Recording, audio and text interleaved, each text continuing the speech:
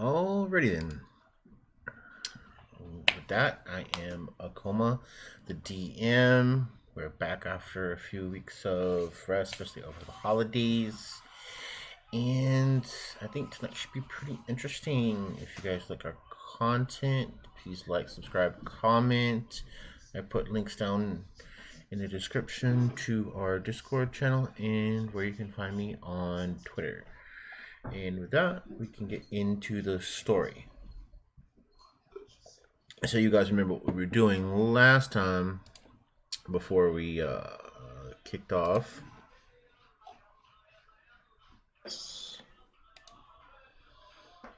Anybody want to reiterate or? Did we go down to a dungeon, fight a bunch of monsters, and now we're locked in a specific room? Like, oh my god, we just freed all these people by killing their jailer. Please tell me I'm a little bit close. About half of that? Fucking god, yes. I remember talking to a tree, and now we're in some sort of... We went into a building, then into a basement, and now we're here. Well, yeah. After you guys left, the forest in the talking to the archdruid, you went to the Moror Holds. You met the dwarves there. Struck a deal with a gem guy. And now you're off to explore the ruins of one of the cities there, hoping it will give you clues to the foe that's been manipulating things in the background. Yes.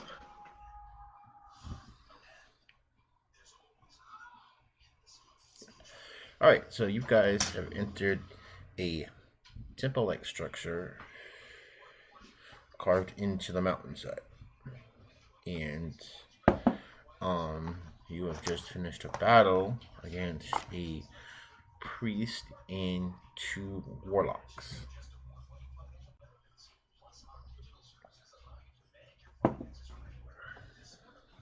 Okay.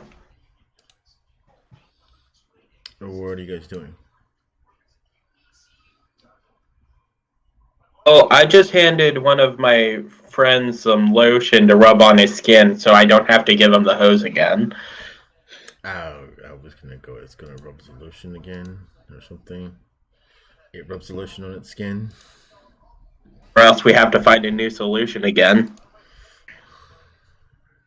Yeah, I need to heal heal myself up. The lotion that Manny gave me.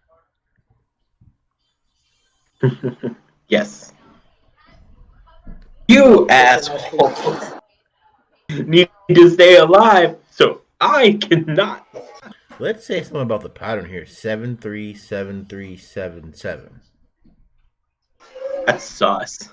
That's just so weird. If it was the last one was a 3, it would have been just wild. Yes, it would have.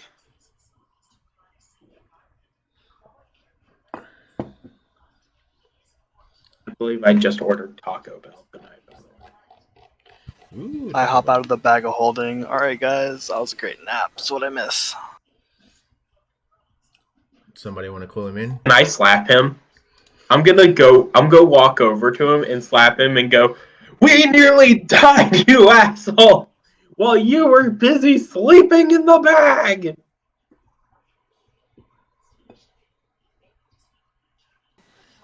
Well, I'm here now, and looks like no one's dead, so seems like everything went alright. That's us every night. Alright, anybody want to look around, loot the bodies? You know what? Sure, why not?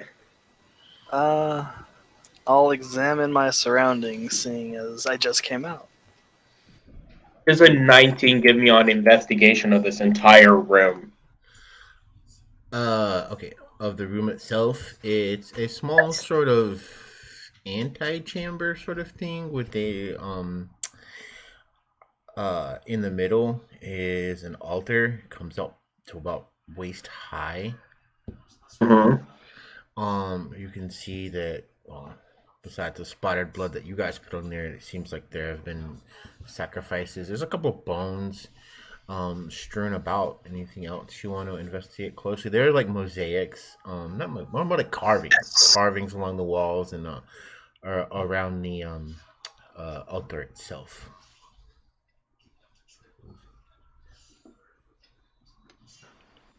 Okay, I would like to investigate the. Oh my god, I have to start taking notes here on what I want to do because that was a lot of information. Okay, so I want to start with investigating the bones. I have a theory, but I want to see if this theory pans out. Obviously, the bones were from the ritual sacrifice thing of the altar.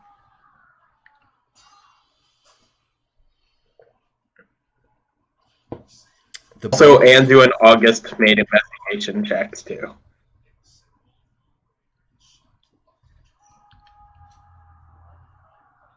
Give them all the information that you're giving me, so everybody's on the same page. All right, give me 1 second about one of these things. Right. No.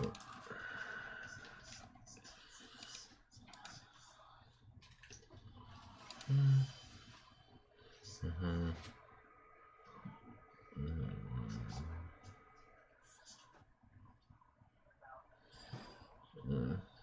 Mm-hmm.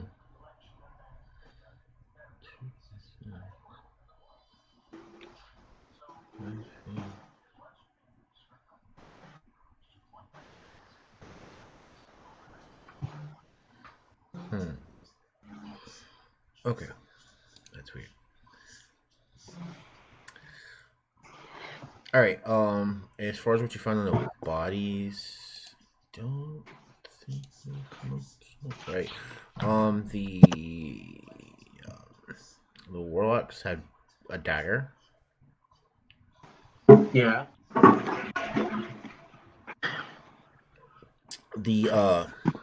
The priest is wearing a set of living plate armor.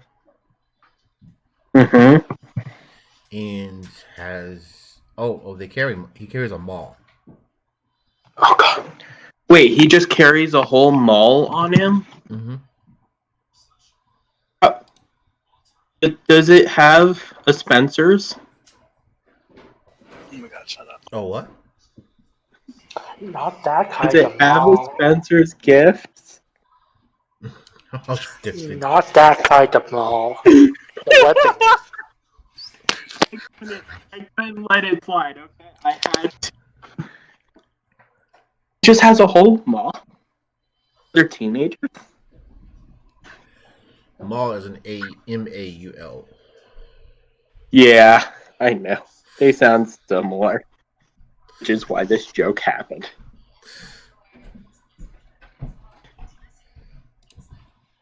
Okay, so he's carrying a maul, a dagger. Can we check to see if the dagger is magical? No, they're just regular daggers. Okay. What about the maul? Is it special? Oh. Or that you don't need. Like ever. Unless I could just buy. I'll buy you one tomorrow. I'm using this one now. Oh, so you don't need this one? No. This is the regular standard one, the small one. Actually, this is perfect because it's on the phone. You can have that.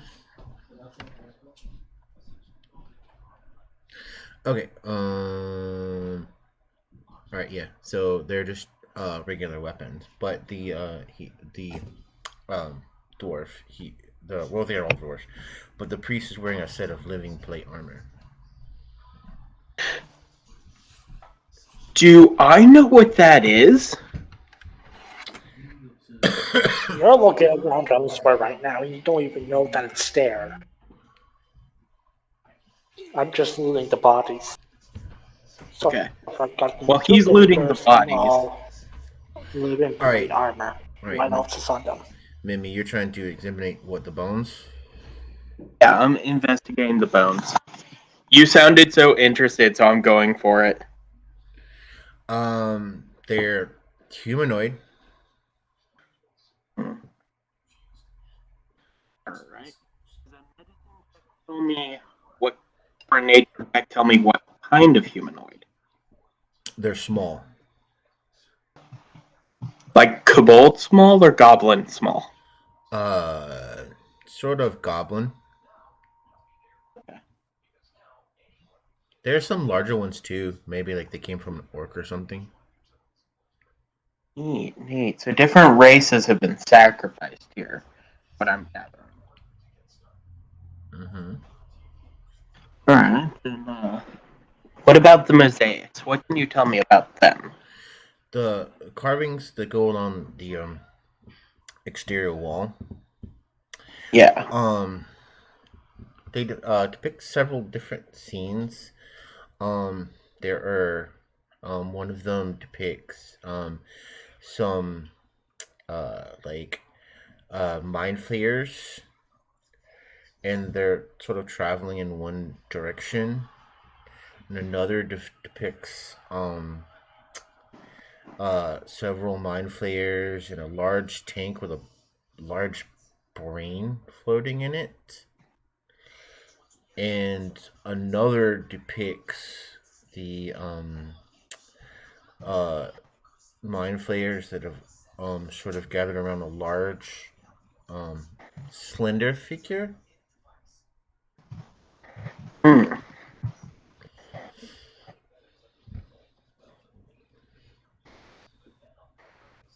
Like Slenderman slender? Slender, like almost frail looking, but they're looking up at it. It's a little worn, so it's tough to see. Could these be elves? Or whatever my species is called in this setting? Well, you're still an elf. You're just what's called a technically. All right, so you didn't take the All right, so technically the two versions of elves that are in Eberron are the Aranal elves, which are technically the high elves, and the Terranadal elves, which are the wood elves. They're the same thing, only except in Eberron you have different traits. Hmm. Neither you or Luckland took the Eberron versions, but it's fine, whatever. But Sorry. Didn't have access to it during character creation, or else I would have. well, technically we're in this thing. He should have all the books. Yeah, we should have. I just didn't know the difference. Yeah, there's like I don't, for general When I, purposes, it doesn't matter that much, but they do have different traits. Just saying. I would like. Can you punch my character so hard it changes their traits? Asking for a friend. Proficiency with a double scimitar would have been nice. Right. I saw that and I was like, but does it do more damage output? No. Well, there's a special there's a special feat that comes along with it. It makes it's sort of like a great weapon master thing, but it also lets it become a dexterity based weapon instead of a Mhm. strength based weapon. Revenant Blade. Yeah. So that's super cool, and it's something that's uh very close knit among the elves, but it's very a big specialty thing that comes along with the Pteranodal elves. They revere these blades highly. So And that's one good ass reason not to have one. Because you will be attacked. well, yeah, it's generally assumed like if you're not an elf and you have one of these, that you probably killed an elf or stole it off one. Mhm. And they want to find out which one it is. Yes, especially a Pteranodal elf, Oh, yeah. which technically you are. Yeah. Oh, I don't. Okay, then I don't have to worry about them thinking I stole it off one. Yeah. I'll get stop looking at my scimitar, not yours. Nah. I've been looking at it. All right. You do anything No. else, Mimi, or? Can I do a history check on any of this?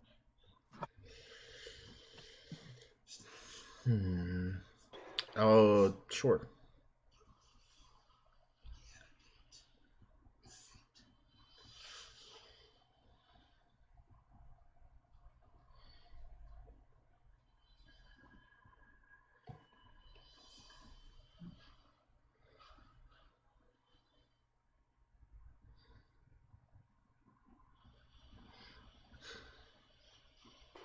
Nope. Yeah, it's not really flat. No. I'm gonna look at him and go, "Hey, what's up? What's wrong? Your face is scrunched up like you're trying to think about something, or taking a poop. One of the two. You need to take a poop." I'll write everything. I'll do small sketches of what I see into the journal. Okay. Anybody want to examine the altar, or? Yeah, I'd like to examine the altar, Sure. but before I do, can I do an Arcana check on the altar? I want to see what type of magic was being used with this altar. Before you say necromancy. Okay. So I have proficiency in Arcana, sir.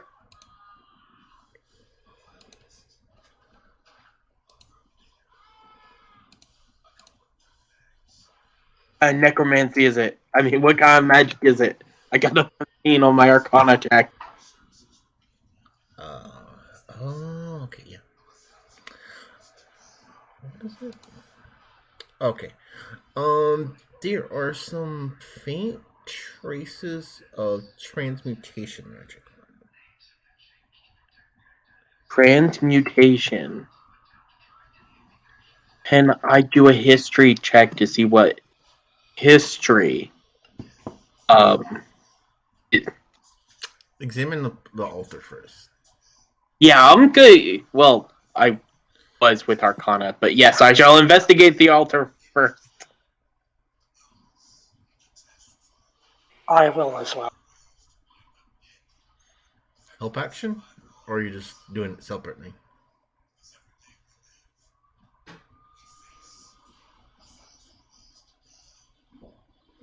Okay, so Mimi, roll with advantage. Thank you, sir.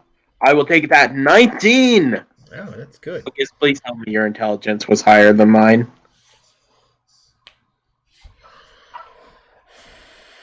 Alright, so as you investigate the altar, begin to see the carvings, you wipe away a little bit of the dried blood, and on one side of the altar is a large, very slender figure. Out from underneath what appears to be some kind of almost dress comes several tentacles. And you can see hands, but there's some kind of whip-like tentacle thing that comes out from the sleeve as well. It's a very slim, tall figure. Oh my god, I know what this is, and my character only knows them as octopuses. On the other side is the same figure. It's a copy of the last carving that I described on the wall, but in more detail. You can see how the mind flayers are looking up, almost in like a reverent, worshiping type way towards this figure.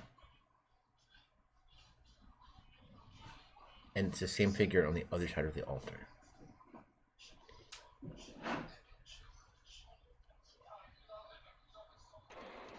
Is there any bloodstains on it?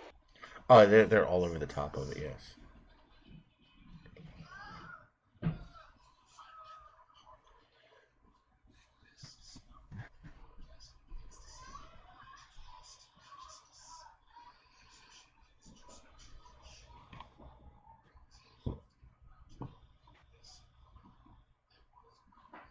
God, I'm trying to think of a pun for mind flares, but it's just not flying. Mm. You're welcome. You're very welcome.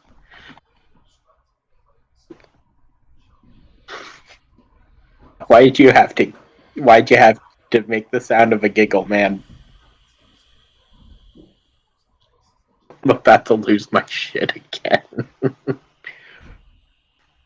The god of mind flares. Okay, do I know any history about mind flares? Just know they're tentacly creatures, but still. Are they like aliens? Um, Shoot, roll your history then. Fucking yes!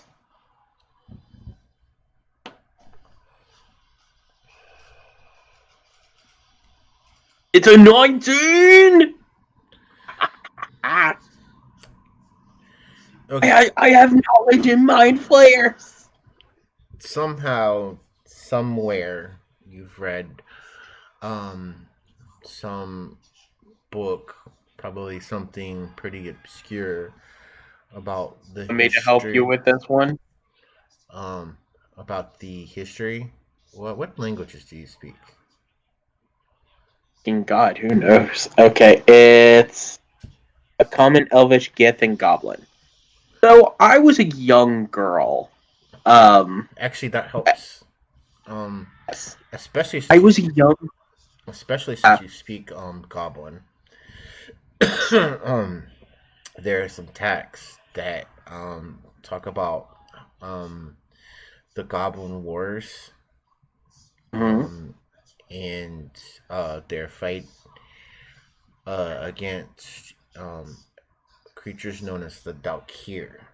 The Mind Flayers are a creation of the Dalkir. I was gonna say, I was a young girl, and sometimes I would study books. Sometimes I would just, No one's you won't get know. too far in this game. Hmm? Did you say? I'll just talking to August. Oh, I was. I was gonna say like, yeah, I was a young girl. I was studying books, but eventually I read all the books in my library, and I grew bored. So I started pestering the treants that live in the forest near my house, and they would tell me stories from long ago. And this would be one of those stories. And as a kid, I thought, yeah, but these are just silly little stories. I mean, who would believe any of this? Now it's like coming true, you know?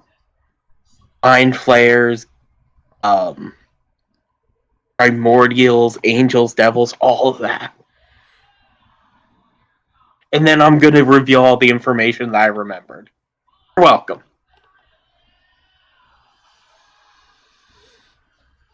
All right. Anybody else doing anything?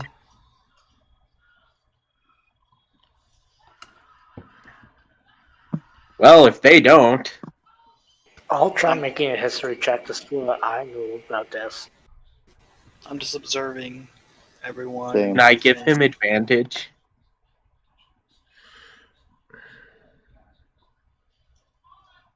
Can I give him the help action by revealing what I know to see if it jogs his memory? Sure. Right. Roll it again, August. That'll be a 23. Yeah!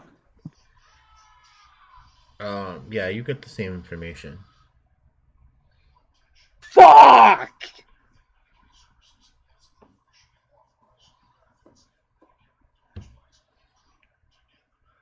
I was hoping there was something more after a 20.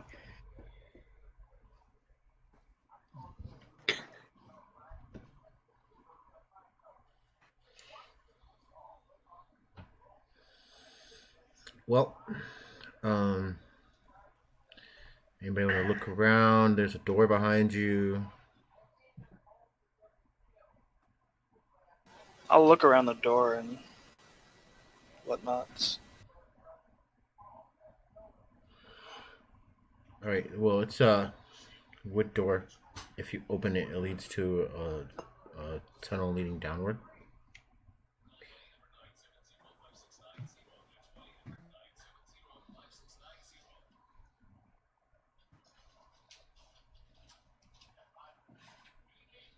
Yeah, but I'll let them know that the August, door's leading down. you may have read some Draconic or something that dealt with it.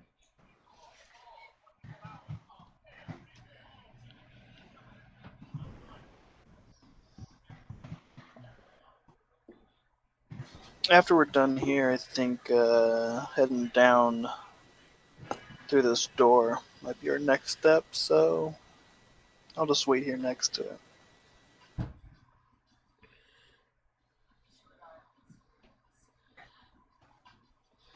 All right. You guys heading down? You know what? Yes. I cast Pass Without Trace.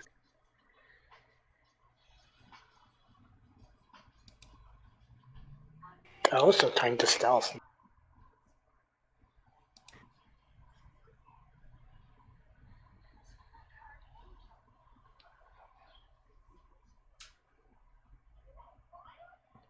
Oof. 14. Let me make sure I've got advantage or disadvantage or whatever on stealth. You're good. 29. And you know what? Just because I can say this. Wouldn't it be a 39 because we'll I'm pass going- out trace? That is true. Yeah, I was gonna say, like, pass without trace, just because. If you got it, use it. Lower the sneaky brigade. If only we could double up on pass without trace. Make that a 24, 35, 49, and 37.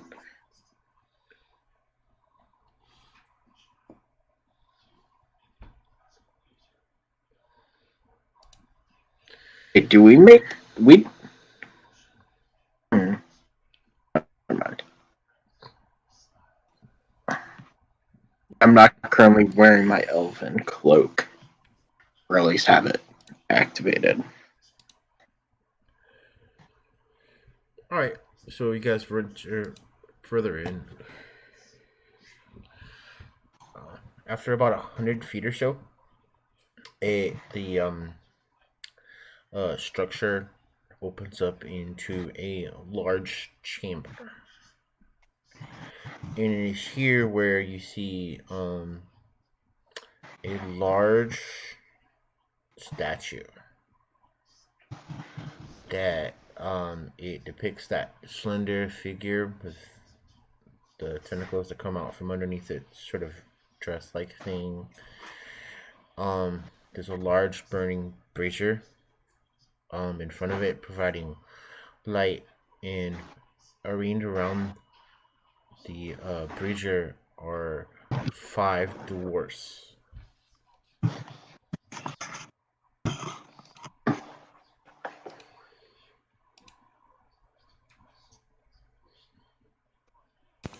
Does it look like the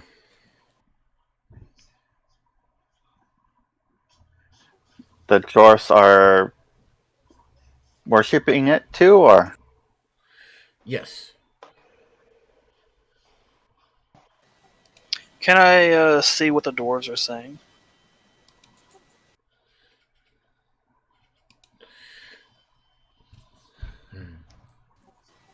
Because if I can see a creature's mouth while it's speaking a language I understand, I can interpret what it's saying by reading its lips. And I speak Dwarvish. Oh, he did. Oh, that's right. He has that belt. Well, fuck. Oh yeah, you speak like almost every language. When he gets higher level. I speak Celestial, Common, Dwarvish, Elvish, Giant, Orc, and Undercommon. How many fucking years did it take you to master that? I'm a monk. So, you know. I'm a monk too, but even I don't know that many languages. I'm a hermit. I don't know. Bastard. Anyway, All right. So they are muttering some prayers. You make out the words like, "Our Dark Lord."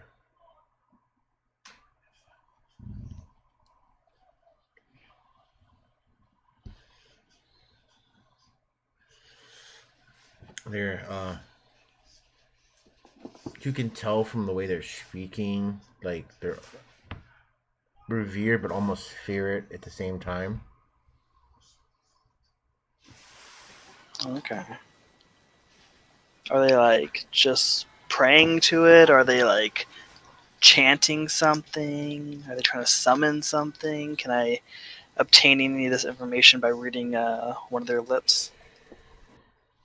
They have their backseat. You can see a couple of them around the sides. Well, you said they're in a circle around it. Yeah, so I like a can see just semicircle. one of their Yeah, lips. yeah, Yeah. like a semicircle. Yeah. Okay. But um, yeah, they're just like sort of like praying to it. Okay. I'll go ahead and let the rest of the group know what I see or what I can read.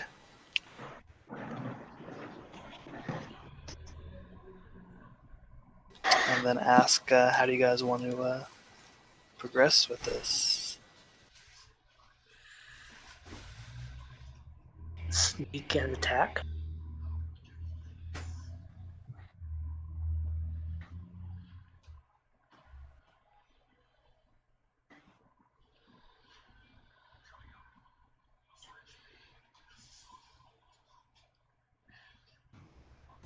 I want to try something. Am I still holding my 39 in stealth? Yeah. How close can I get to them? Well, you're not invisible. I know that. And luckily, I'm gonna have to move with you. But once you guys get True, but close enough, they'll actually notice the difference because um, the area will get darker and more silent. Let me check one thing really quick. I might have something for you, Ansu. well, I am also wearing the boots of elvenkind, so my steps are silent. They make no noise.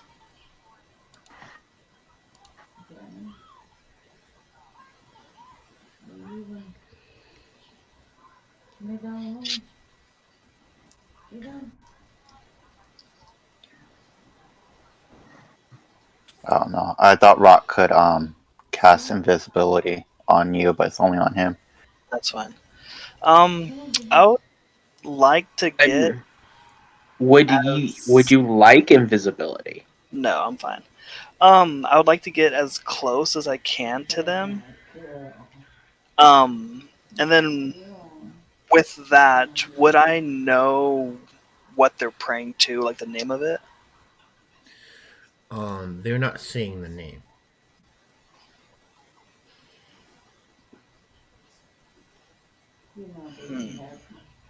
Almost like they're carefully avoiding saying it.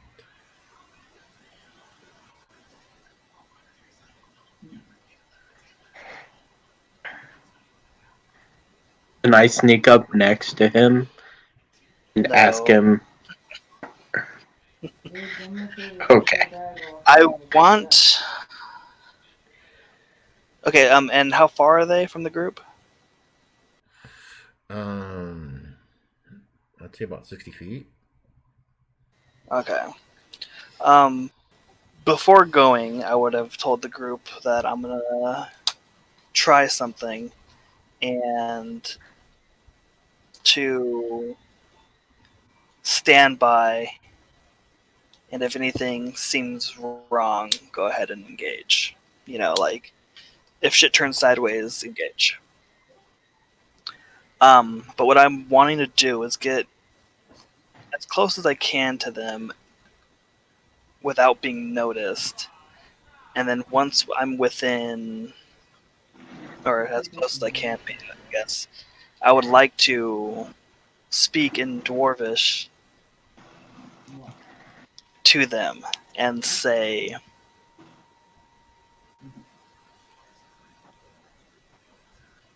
what an omnipotent being they are, and try and, trying to act like one of them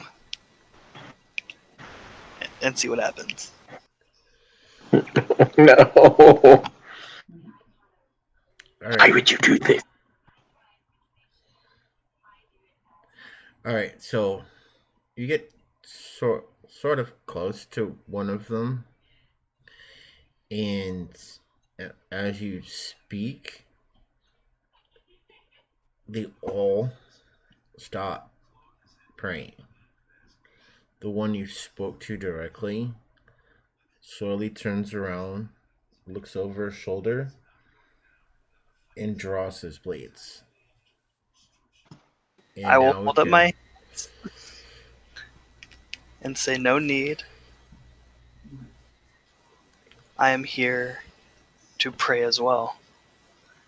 Do I need to do a persuasion, anything like that?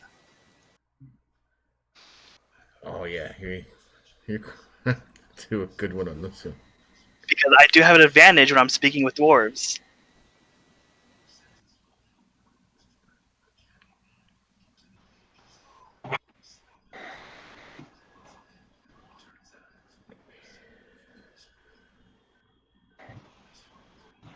$18.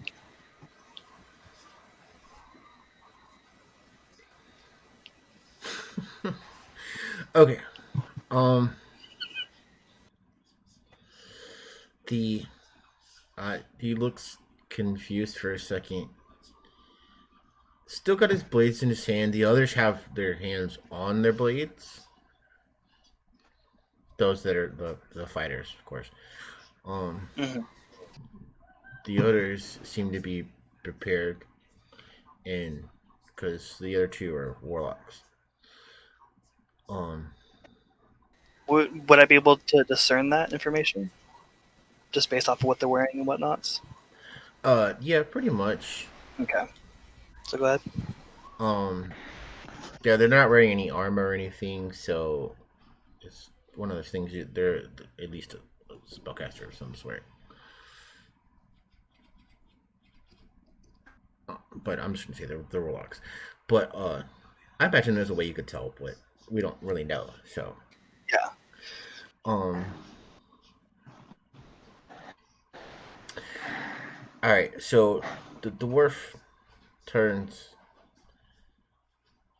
and he's speaking in dwarvish. He says, "How did you find this place?"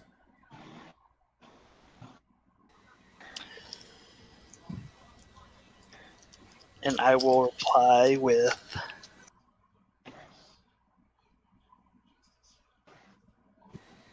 I do not know much, but the things I've caught wind of, I am intrigued by, and I want to become part of this. I have skills that allow me to find things that are normally hidden. And here I am to see more about this and learn more so I can be a part of it.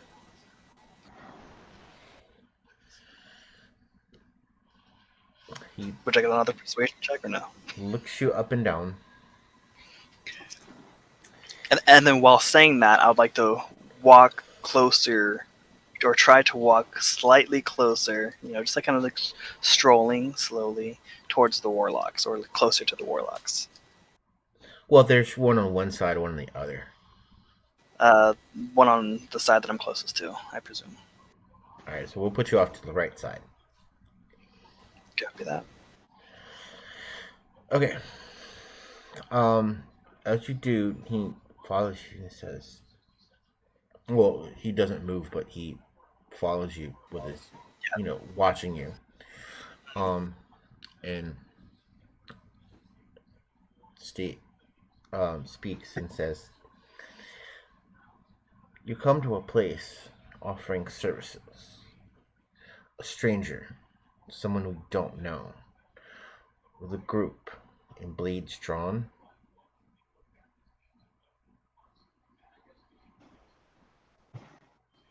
Wait, he knows about the other people?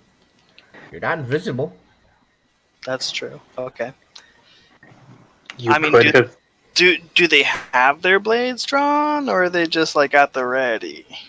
Well, I'd assume you're in hostile territory, and assuming something like, Okay. what do you call it? August has a spear, so he's probably carrying it in his hands at the very least. Okay. Yeah, I've got my Okay, spear in so one hand, shield with- and potion in the other. With that, I will say, 'tis true, but as you can see, I'm unarmed. I have no weapons on me. They are cautious. You cut off the. Yeah. You are cautious. And I'm, as you can say, a mediator to try and talk. So violence isn't needed.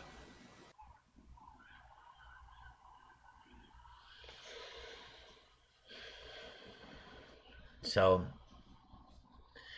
he sighs for their help deeply, and says, "So you have come to see the intermediary." What was that? So you have come to see the intermediary. So to speak.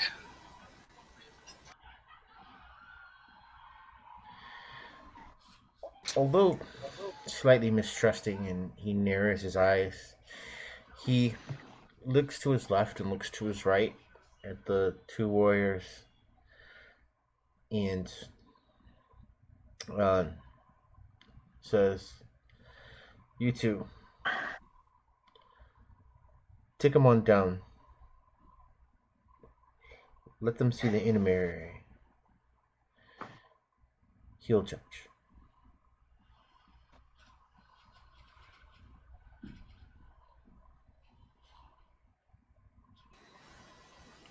Okay. I wasn't expecting this. Oh shit. Okay. I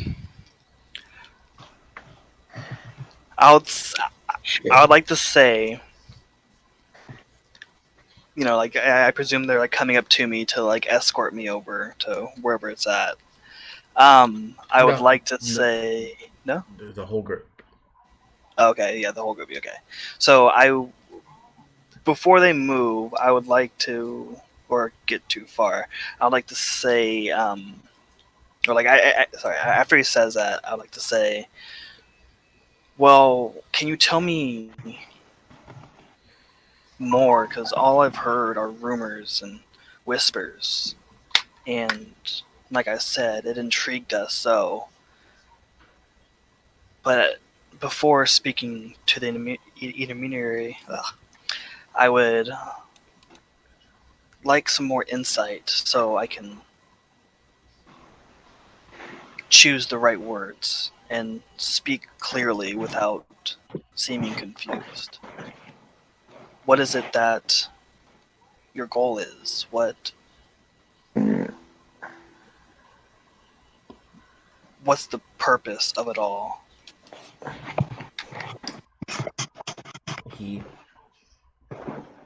clasps his hands together and says, "I am no priest. There are others for that. But what is the purpose of any Dark Lord? He seeks release to join with the material plane again." And is that what we're trying to do tonight? Because if so, I am very interested.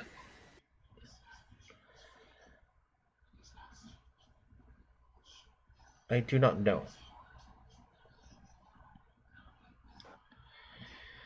Perhaps you should speak more clearly to the intermediary. I will. And then I will do 2 unarmed strikes against the warlock. You serious? Okay. Yes, because I don't know if we should go down, because then there'd be more people, and then I feel like, yes, I don't know. I just wanted to gather information.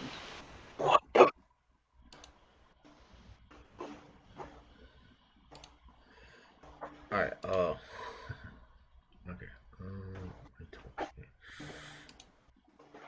Guide. One second. Choo-choo-choo.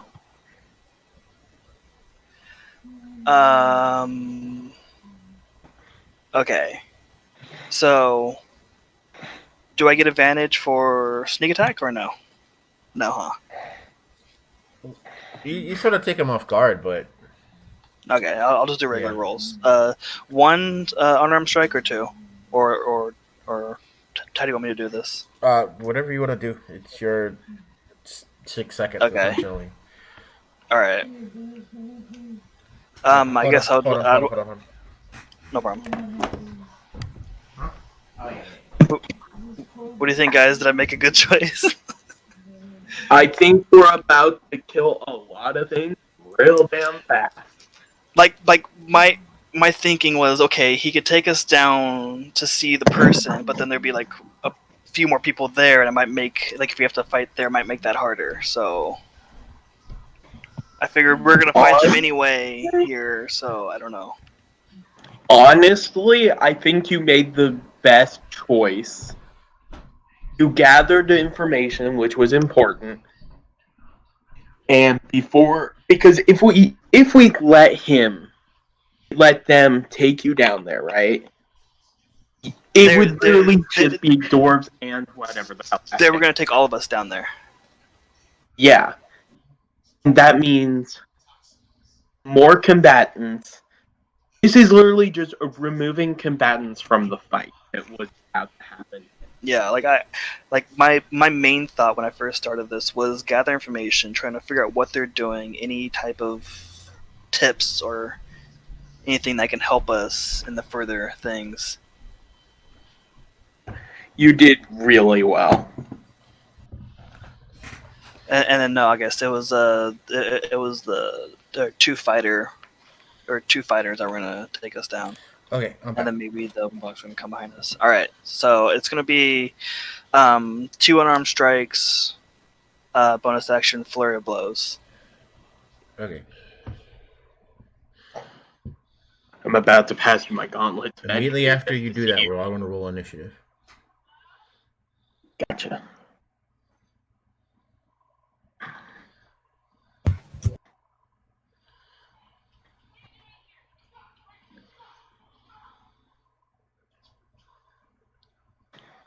Plus, we don't know. Yep. So that's my first 2 hits. Yeah, those hit. Well, Okay. hell, your plus hits them. Holy Jesus.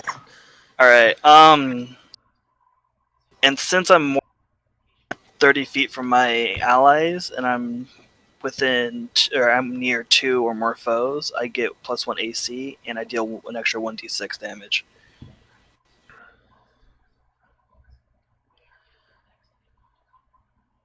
So it's gonna be so those 2 are gonna hit. So it's gonna.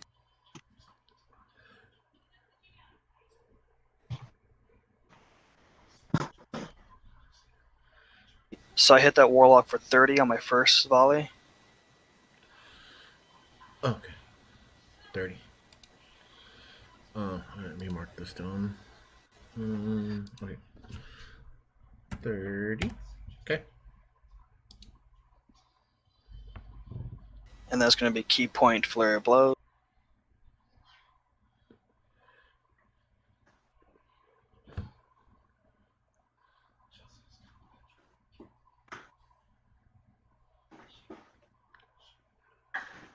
for an additional 23 damage. 23. Okay. So 53 damage total to one of the warlocks. Alrighty. Alright. Alright. Let me get August's. August 21. 21. Baka. Baka got a 14. 14. Anzu. 16 was it? Yeah, 16. Yeah, 16. I had a 17. Lachlan's 19. 19. 19. And then we got a 17. Alright.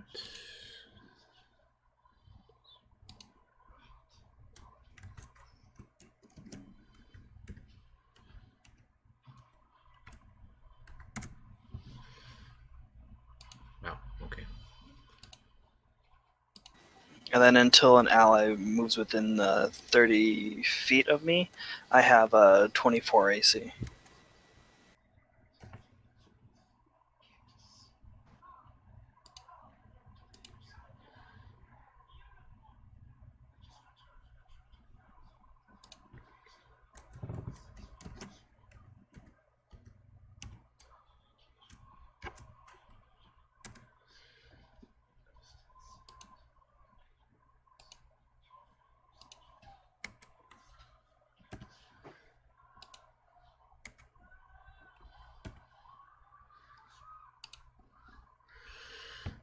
Okay, August, you are first to act. Right. So they're how far away? 60 feet. 60 feet. Luckily, that's my speed after potion of speed. And what's your arrangement looking like? It's like a semicircle. The 3 fighters are in the center, and there's the warlocks are on either side. Alright, and they're spread how far apart? Probably about 10 feet. So 10 feet diameter, half circle. Well, no. There's like 10 feet between each of them. Oh. Yeah.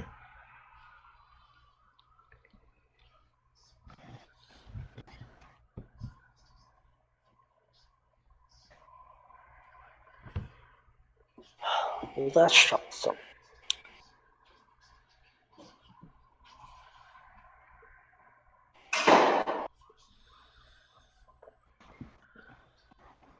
Well,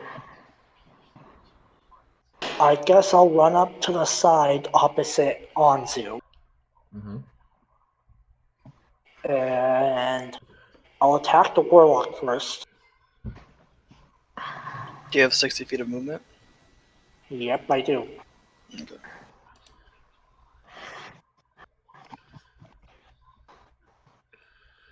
That's a hit for 14 damage. 14. Okay. Go ahead.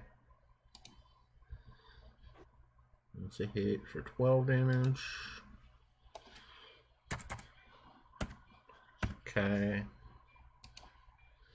And then I have the spare action for my potion of speed. That'll be a third attack. 14. Another 14 damage. That guy has taken 40 damage so far. Yep. If he's still standing, Mm-hmm. which spell should be in this situation? I did 53 damage to mine, and he's still up, so. True.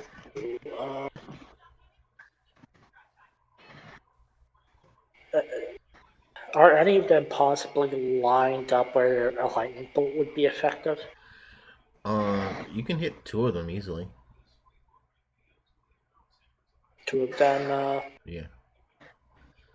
I guess that's better than nothing. Sure, I'll do that. Yeah, it starts going out of the way.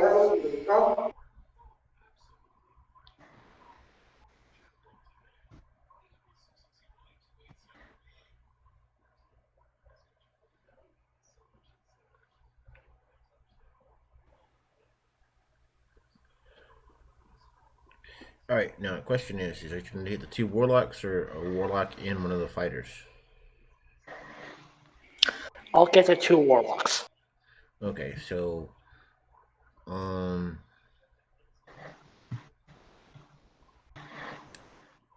and so you need to make the deck save too. That's fine. Oh. Yeah, I'm pretty sure you have the edition, so you'll be fine. Right. 21.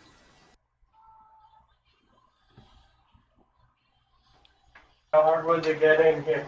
My car had turned off. What? Like service watch. Turned on my car. Alright. I thought you just missed the flight. No. I hope your car gets better, dude.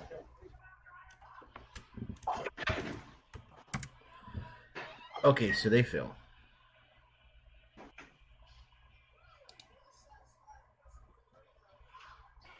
Nice, 25 damage to their faces. 25.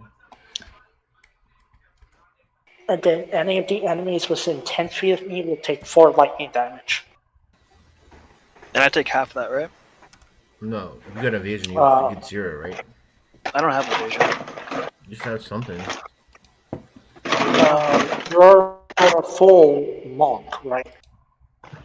So Okay, as a monk at level 5, you get evasion, where if you have to make a dexterity saving throw, you take half, but on a success, you take none. Oh, that's right. Okay, I see it now. You're welcome, Master Monk here. Yeah, that's the same. I forgot I had that. Okay, cool. Yep, 7th level evasion. Well, So yeah, I can hit you with my lightning bolt all I want. As long as you make the save, you take no damage. Sweet. So side note, that means, August, when me and you dueled, I should have taken no damage on all the successful saves I made against your thunderclaps. No, those were con saves. Oh, con saves. Damn. Okay. Yeah. Yeah, you can only take that no damage when you make dexterity saves. I'll keep that in mind. If it's a dexterity save and you pass it, you take no damage. And if you fail, you only take half. All right. But any other save, it doesn't affect it. I guess you're done, August. Yeah, that's my turn. All right, look one.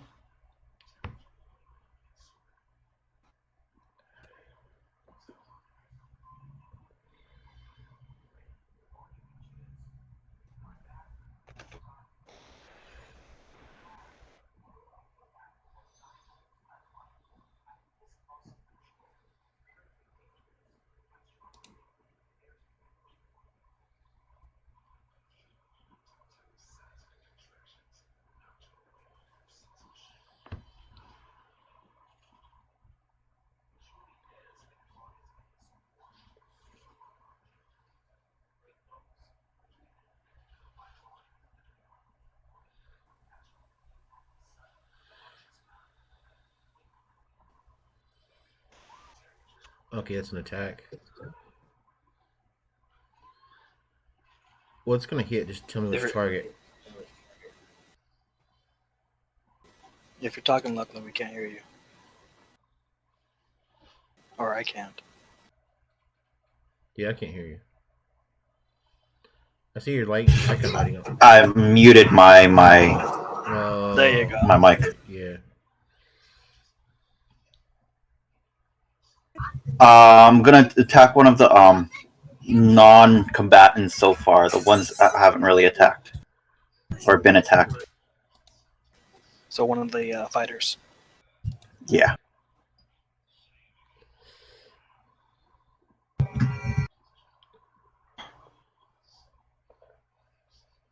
For 15 total damage, and they have to make a con save.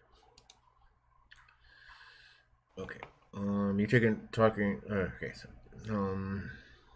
what you say? You're taking the one in the center. 15 damage. You mark that. And he's gonna make a con save.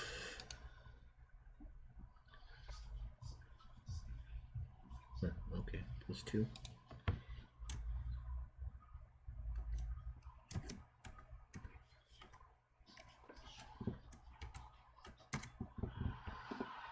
14.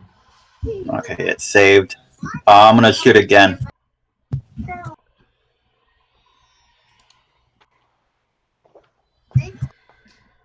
When you take half damage for a save, That's one of his.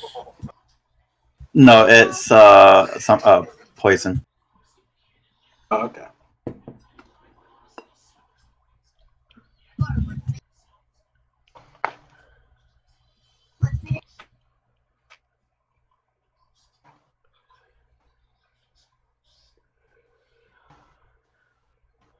That would be a 10.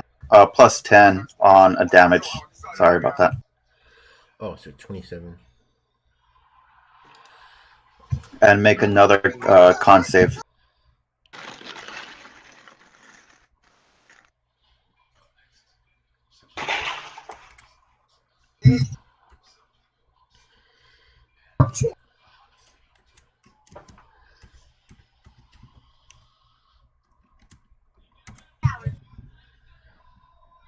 Yeah, it's a fail.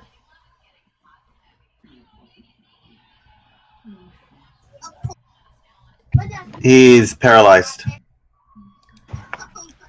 Makes a con save every turn. DC 13. Okay.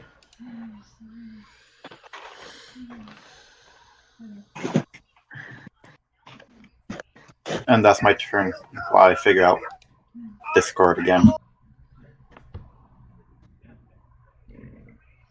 Okay. Mimi? So I'm going to attack one of the warlocks.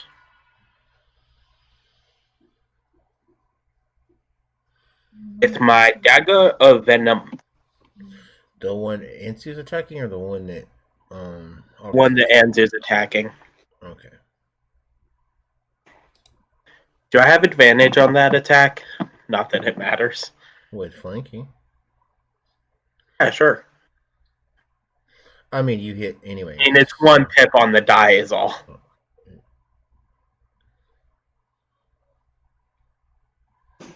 So if you just roll on 320 and see if you get a crit, I don't know. Nope. It's okay. Alright. I'm also going to use my Gauntlets of Entropies Bring the End ability. That's not an action or a bonus action or anything. You also deal necrotic damage. And you know what? 17. Is this thing paralyzed? No.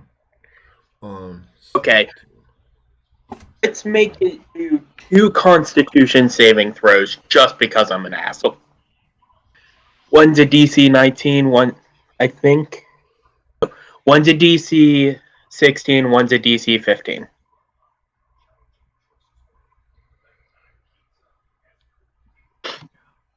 It's also taking an additional 18 damage regardless. Alright, the one you just attacked is dead.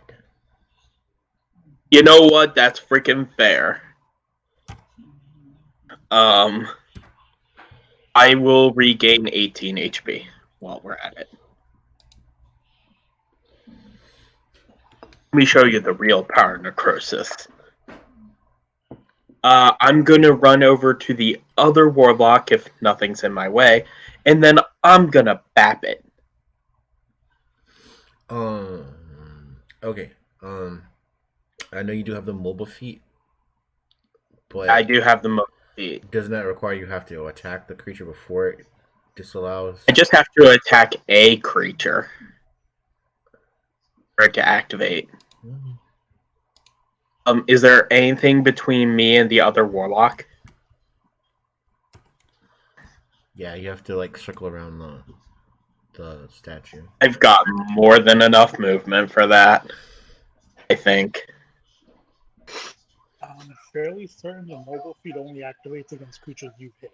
Yeah, it literally says when you attack a creature, when you make a melee attack against a creature, you don't provoke opportunity attacks from that creature for the rest of the turn whether you hit or not. Okay, so I would still.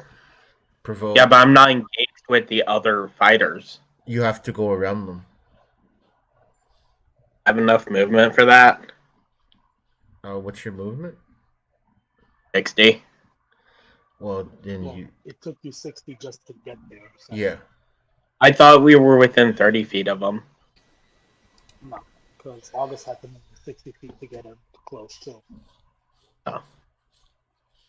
And then I'll just attack the fighter that's right next to me then. Well, he's 10 feet away. I shall walk up to him. Is there anybody engaged with him that I can get flanking with? You don't have any more movement. You don't have any more movement. Oh, okay. Alright. So I used all my movement to get to the warlock, attacked it, killed it, and then that's my turn. Yeah, sorry. Oh, bonus action. Patient defense. Take your disadvantage, you bastards. Fairly good choice. Okay. Alright, so that's the end of your turn. Anzu, it's your turn.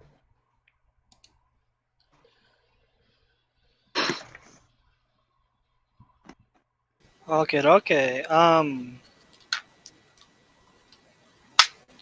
Shit. Hold on. I just dropped the bullet. You just shot the bullet. Dropped the You bullet. dropped the bullet. Dropped the ball. I He was holding his gun to fire.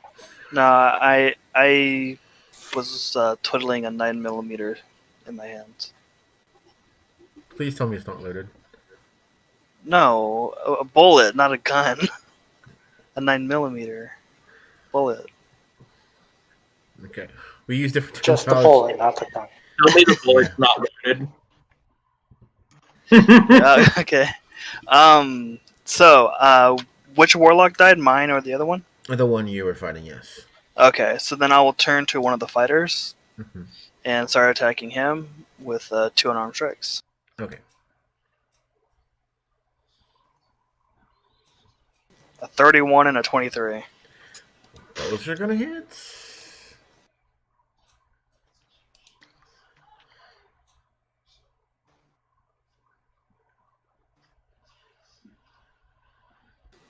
Damn, for 16 damage.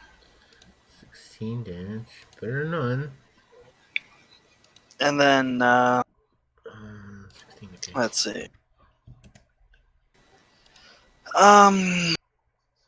We'll do a bonus action unarmed strike.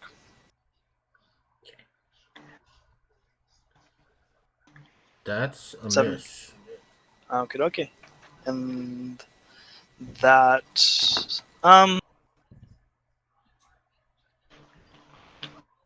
one sec. Let's give him.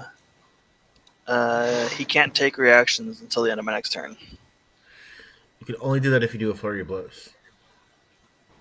Oh, that's right. Okay, never mind. End of turn. It's Okay. been a while. Yeah, that's okay. So now is the warlock's turn. I have to go and start a block.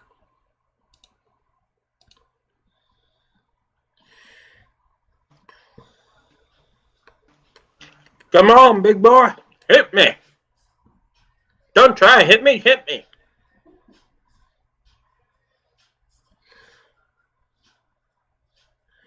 Alright, August, I need you to make a con save for me.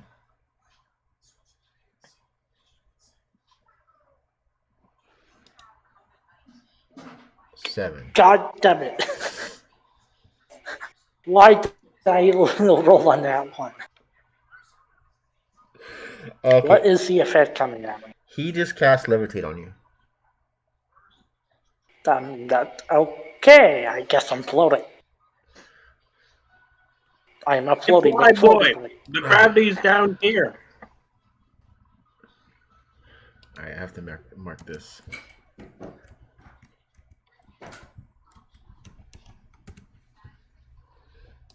Alright, let me see.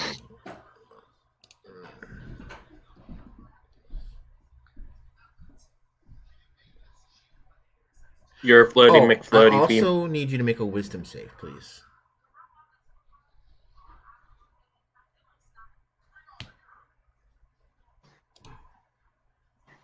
Okay, yeah. The one time you needed it. You save.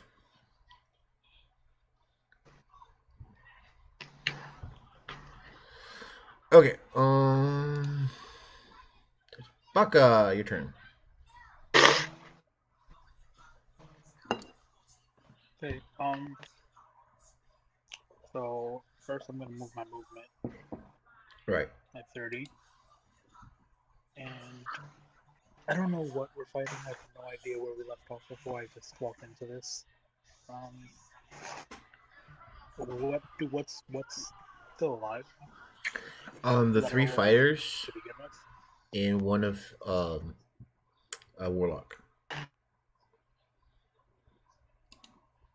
Cool. Is anybody on the warlock? Well, technically August was till he started floating. Okay.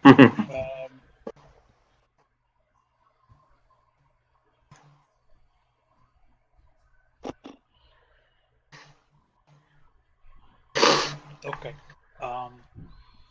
Are the fighters close to each other? They're still spread out, so they're 10 feet between each of them.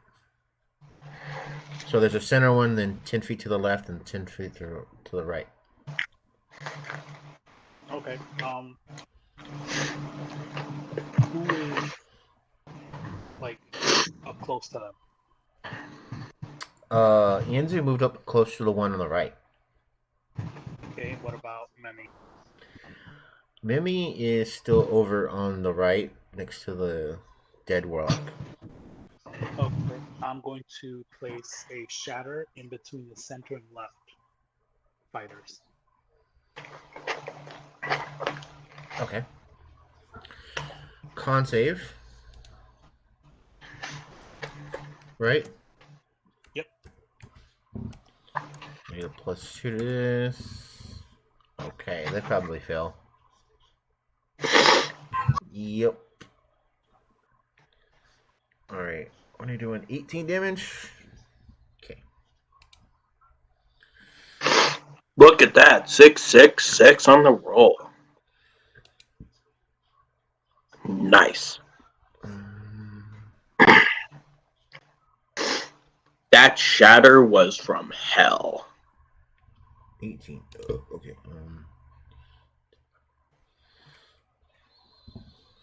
And that's why we say thank you to the Devourer.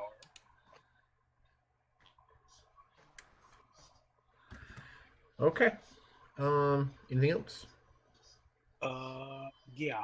The one on the center, I'm going to cast a spiritual weapon. Mm-hmm. He's paralyzed.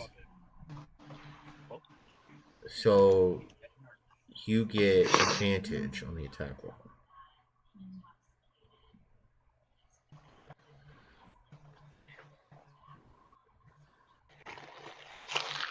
$12 doesn't hit though.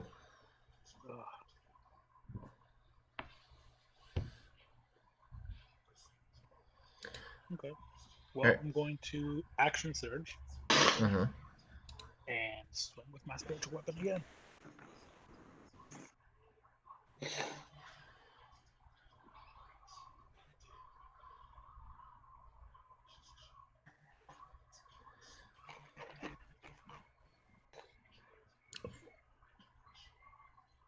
Okay, yeah, that hits.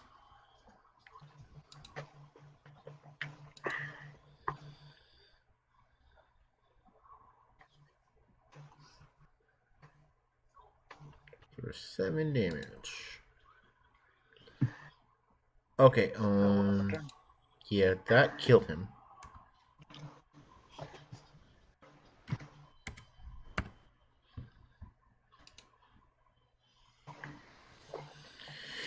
All right.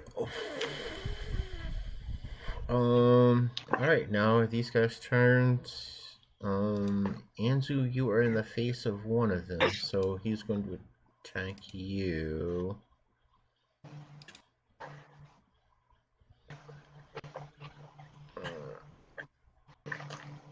All right. He's gonna make 3 attacks. Cool beans. Okay, what's their? Okay, they're +5.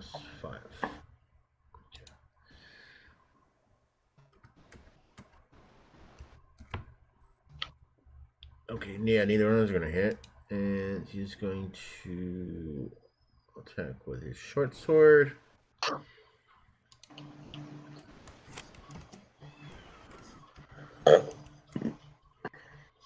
That's not gonna hit either. I'm just one hand pairing them. All right, I have to look up something now.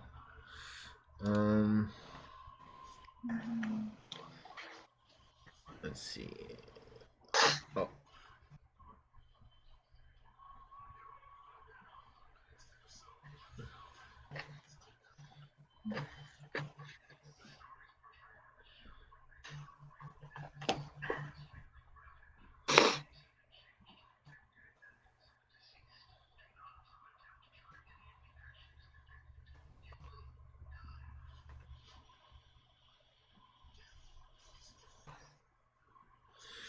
All right, so this one's going to attack August.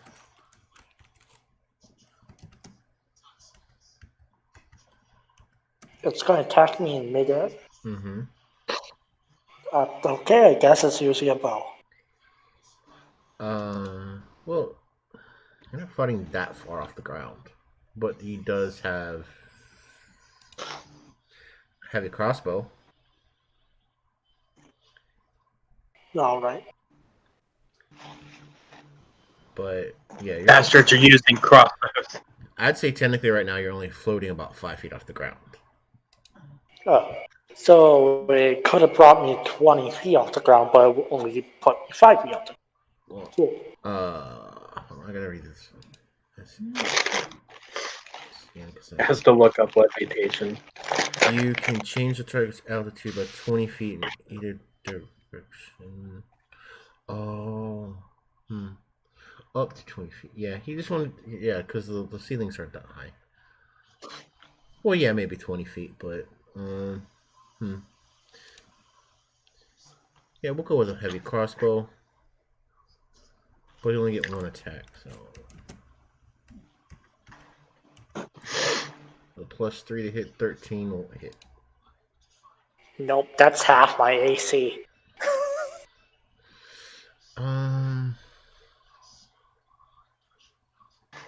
With that crossbow, he can't hit me unless he crits. Alright, so we go back to the top of the round with August. Yep.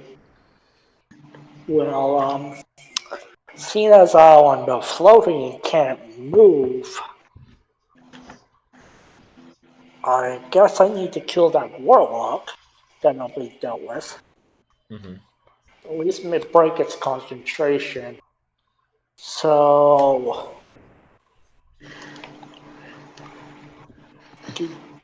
need to send something its way.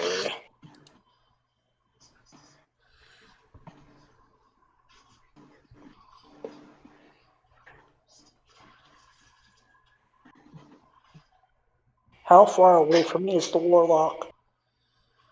Well, if you're floating 20 feet in the air, it's 20 feet, basically. Oh, so it's never moved, it's just straight down. Yeah, just like basically like straight up. He just wanted you out of his face, sort of. You know what I mean? Cool. Let's.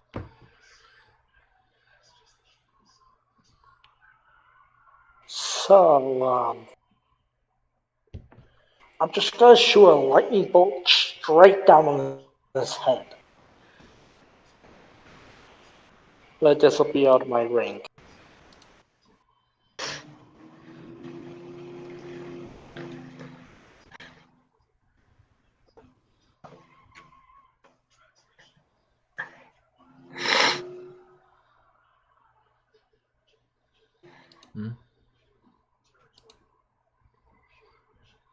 He needs to make a deck save. D20. It'll be a +2, so that's a 20. Okay, it passes. It takes 12 damage. Alright, let me mark the damage first.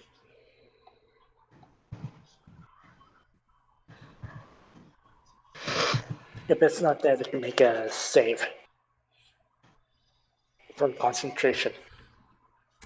Yeah, he's still alive, but we need to make a con save here. Wait, let me check their thing. Okay, they had a +2.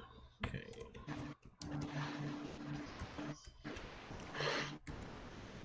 That's a 15, so that's a pass. Well, that's gonna pass. Yeah. So the lightning bolt wasn't enough because it passed the save. Well then, action. I guess I'll hit it with a chill touch. Oh, that's range, yeah. Him and his 17 to hit. ghostly zombie hand. For 6 damage. Alright. Okay, he's still alive, but he needs another con save.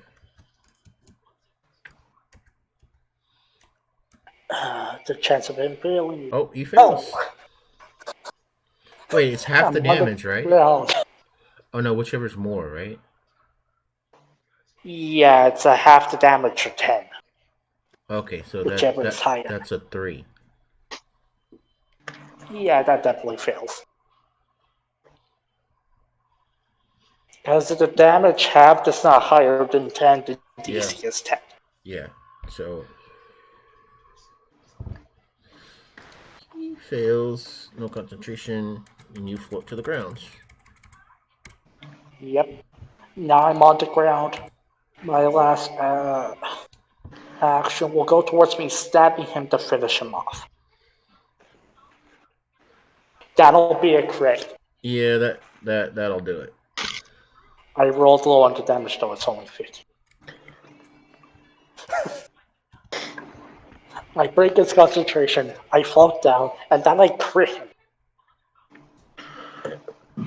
You were angry. I was. I wasted my turn getting rid of him. Alright, so ends your turn? Yeah.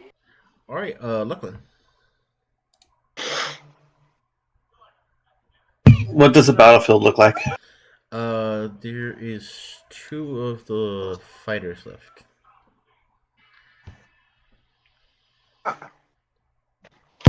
And the one I've been attacking still hasn't made it save? The one you're attacking is actually dead. The one you attacked before is dead. You're welcome. Okay. God, why did you give it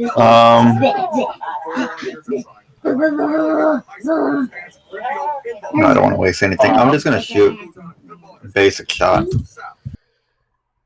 Okay.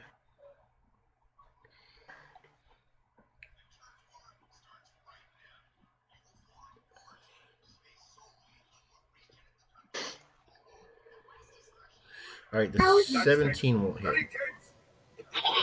So only one hits? Yeah.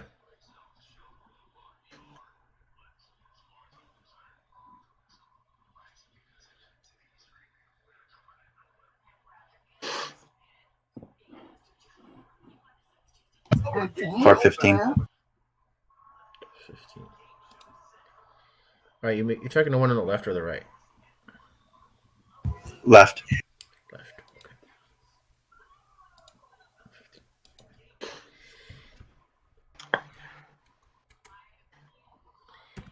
Okay.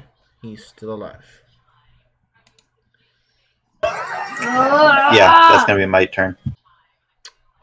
Okay, Mimi. So yeah, I start swinging.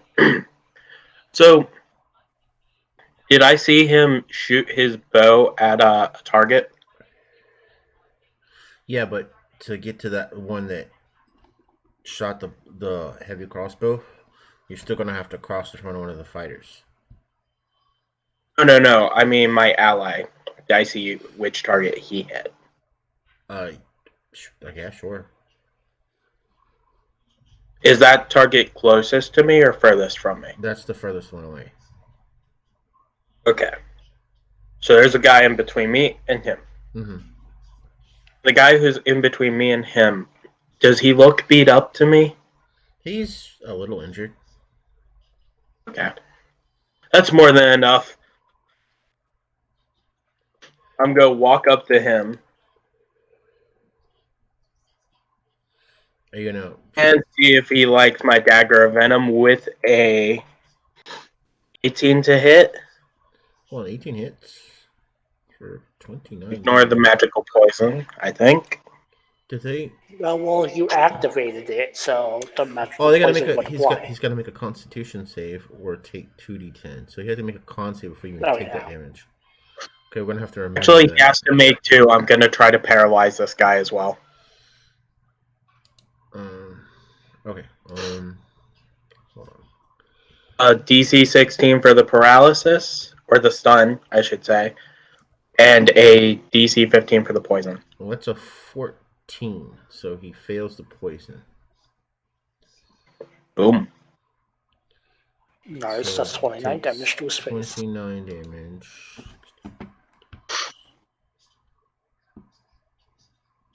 Okay. We're also going to take 8 necrotic while we're on top of it, because fucking why not? And he has to make the save for the stunning strike. Yes.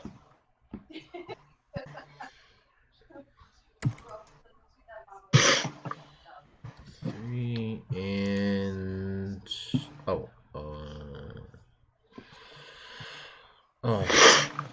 okay, con save, right? Yes. DC 16.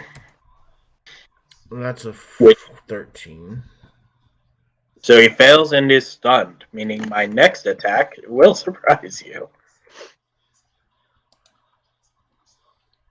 He'll have advantage.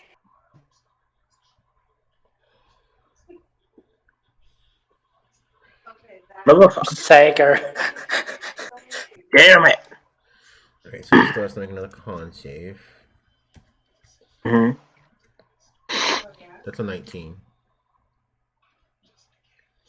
Okay. Oh, wait. He gets that with disadvantage because he's not poisoned. Yep. Say That was the hello same. to my authenticness. Okay, yeah, so now he takes that damage. 15 damage. And then add the necrotic damage.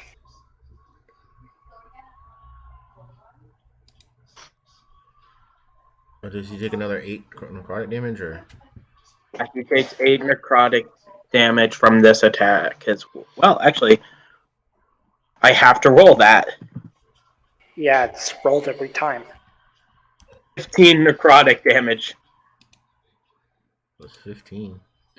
All right. Well, By the way, I'm back up to full health, but man, is my key low. He's dead. Oh, sweet. Nice. Do I have enough movement to walk to the last guy and flurry of blows his ass? Yeah. Okay, I'm walking over to the other guy. Smack him. Smack him good.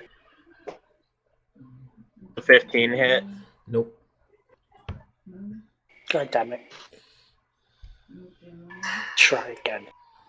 Don't worry, guys. I have a plan. Does a 27 hit? I hope it does. God, I hope so too. All right. That any turn? No, he has to make a dexterity saving throw. Dexterity save? He's being tricked. Also, I done necrotic damage on. Roll another 46. It's a weapon attack.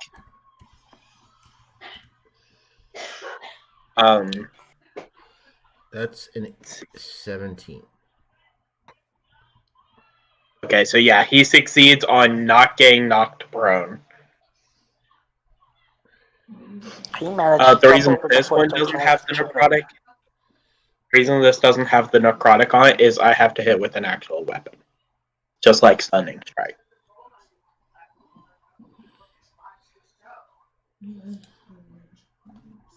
Now that ends my turn. Okay. Inzu.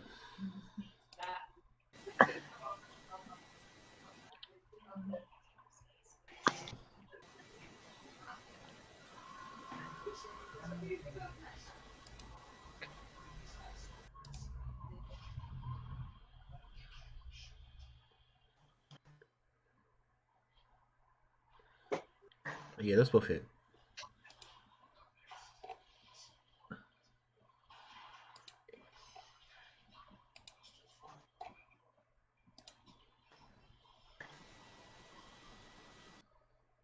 For 18 damage.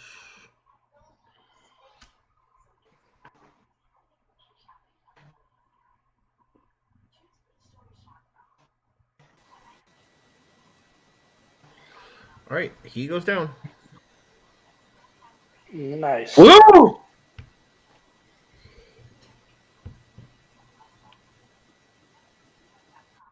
That only took 2 rounds.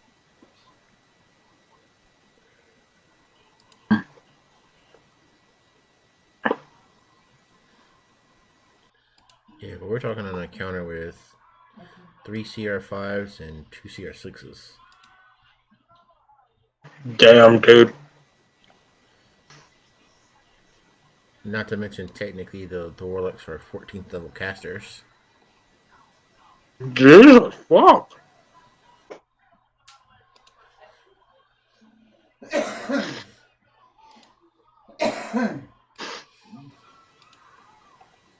I do a perception to see if that caused any noise Oh, that yeah. would alert someone. I imagine all the spells you were casting caused some kind of noise. No, I want to know if there's, like, backup on its way. And I mean, if you want to look around, sure. that's what I'm going to do. I'll look Make around sure, myself. like,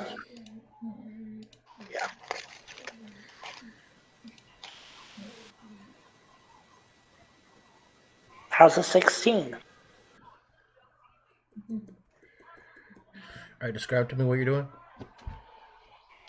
I'll be looking around to see if any backup can be heard coming, like Mimi is. Alright, there on either side of the statue there's a like doorway leading further down into the temple.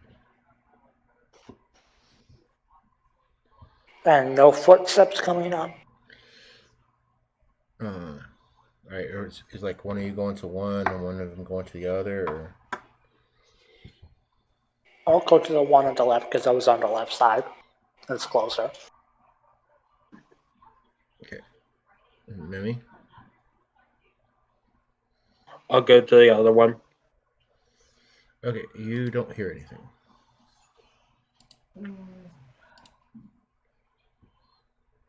Alright then. Guys, I have some bad news.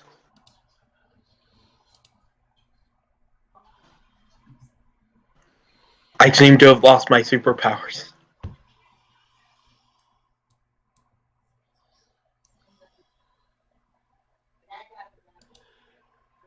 Just thought you guys ought to know.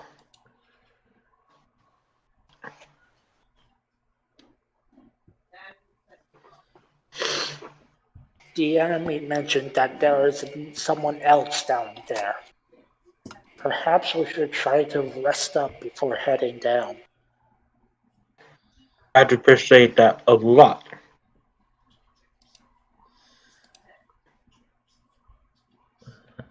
You guys gonna do a short rest, or? Yes, please. I want my key back. Can I check what's on the warlock's body? They carry daggers. About Nothing of interest beyond that. Well, I'll say this. It doesn't mention what pack they are, so it's not like they have the tomes. If they had obviously they're not packed with a blade, so they're probably not fiend. They're probably not. I mean, they don't have anything that relates to pact of the chain, but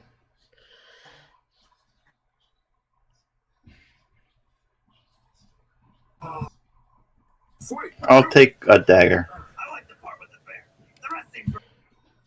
You know what? I'll strip one completely and put everything in my bag of holding.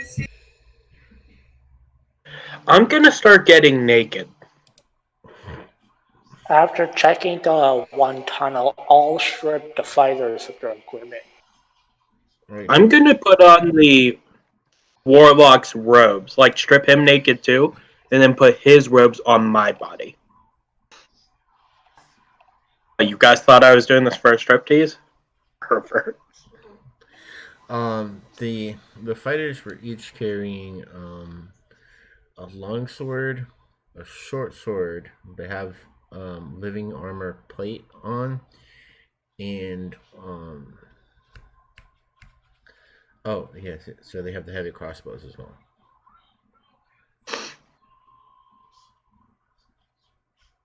Okay, now that how long does it take for me to strip naked and then take the clothes off the warlock and put it on myself? As long as it would take you in the real world. I think it's 10 minutes to doff armor and another 10 minutes to don. Okay, but I don't wear armor, and neither do warlocks. I look at myself.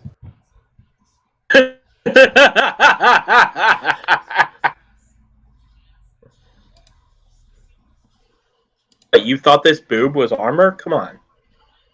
It's just out there to distract the enemy.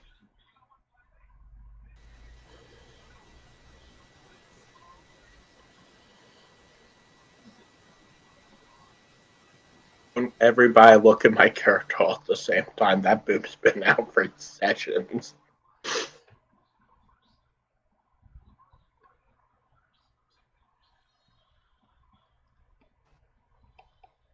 So yeah, now that I'm dressed as a warlock, I have an idea.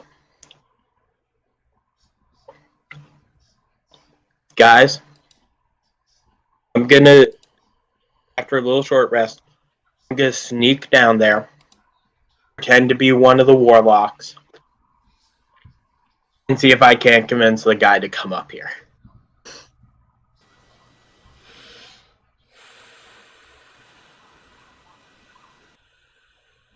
And the way I'm gonna do this is, I'm gonna run to his room and go, Sir, there's trouble. There's a bunch of adventurers upstairs kicking people's asses. And then see what happens. Thoughts, guys?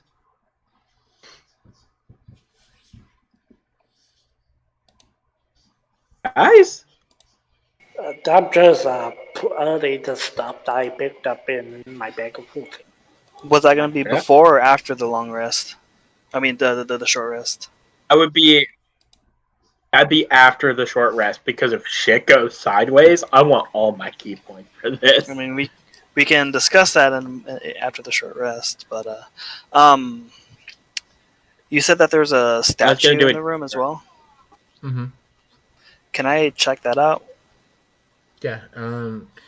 As you walk over, it's the tall, slender figure you've seen from the carvings before.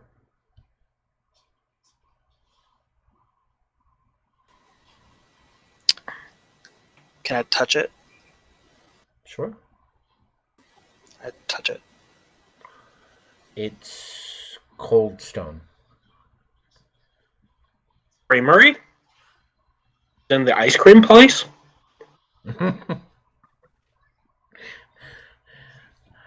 Not sponsored, but I love cold stone.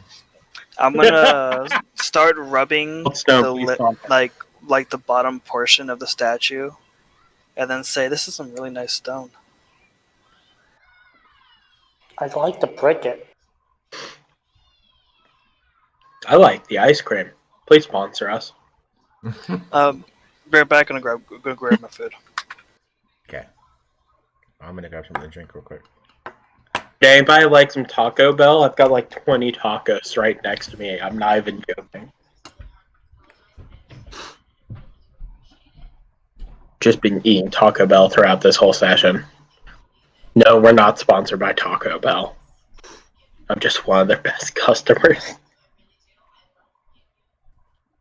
Self-proclaimed. Self-proclaimed, yes. They also gave me a script to read during the session. It doesn't mean anything, but try their new nacho cheese fries today.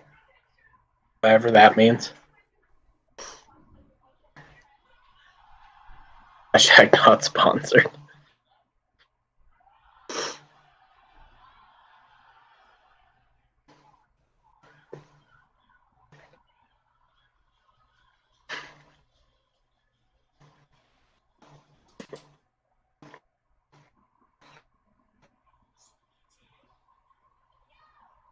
I'm expecting to happen is I go down there, dressed as a warlock, tell the guy we're being attacked. Hopefully, one of two things is going to happen. One of three things. One, he sees through my disguise. Fucks me up. Two, he gets alerted and he has an emergency escape plan and tries to run away. That'd be terrible. Three, he's like, oh shit, I gotta fight. So he runs out of the room. And after my allies, who can hit harder than me, because they can hit like a trunk, Lachlan specifically, because I fought August at a 4-hour-long TBZ special fight. Holy shit. That's just because our fighting styles slow to fight a lot when flashing. You just got hard countered by Lachlan. Okay. Oh, I lots of damage at long range. Alright. Yeah, he had all the advantage. What I'm hoping for is, if shit goes sideways, there is a plan B to this. He fights me one-on-one. My allies are in the other room. Hear this, rushing to save me. The worst thing that can happen here is that my allies can't hear me fighting, and I have to one-on-one this guy, hopefully for my life. If that happens, I'm either wholly screwed, or we're about to see how strong my character actually is. And I doubt it's going to be the latter, after Lachlan two-shot me in the arena. Alright, you guys ready to move on? After my short rest is concluded, I'm gonna go down. I'm gonna tell them my plan and see how they feel about it. Because I'm already dressed as a warlock.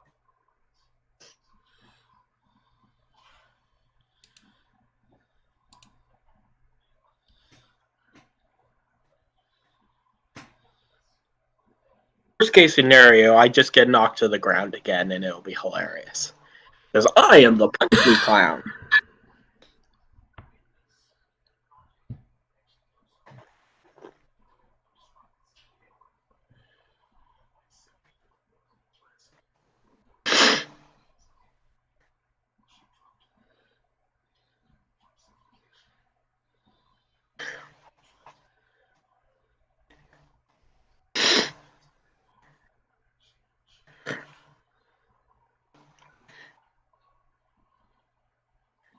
Hell yeah, that's the plan. That's what I want to see. That's some camaraderie. Let's do this. Any objections before I totally get us fucked? Also, where the hell is Baka?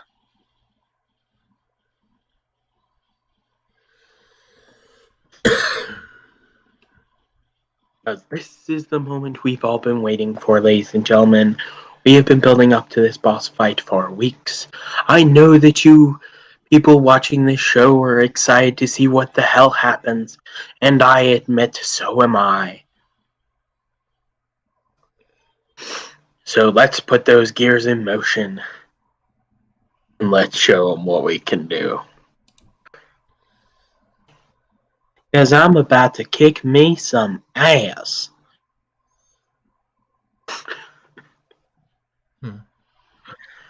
Baka's I'm laughing. on, but not in the chat. Yeah.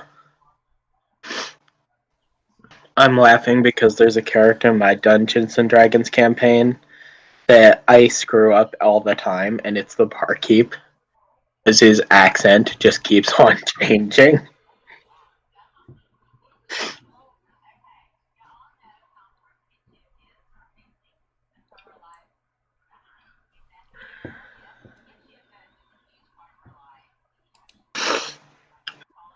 Pocket dipped.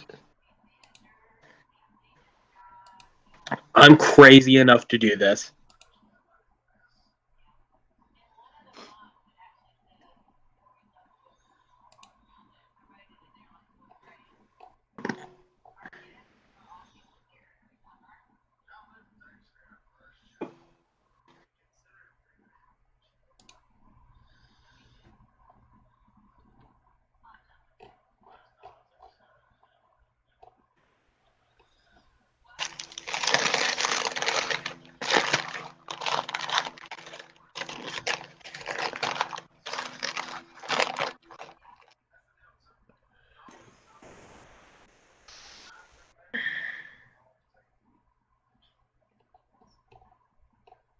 Ah, yes. That does explain it. See, folks, we here at the Rising from the Last War, whatever we call this group, we care about our children, even if it means dipping out to take care of our kids in the middle of a Dungeons and Dragons game. Responsible parenting 101.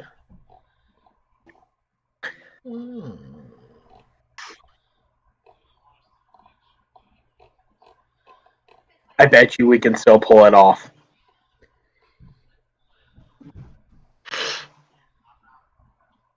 I say we do this. We've gone till what, like 4 in the morning? We can do this. By the way, it's midnight right now where I'm at.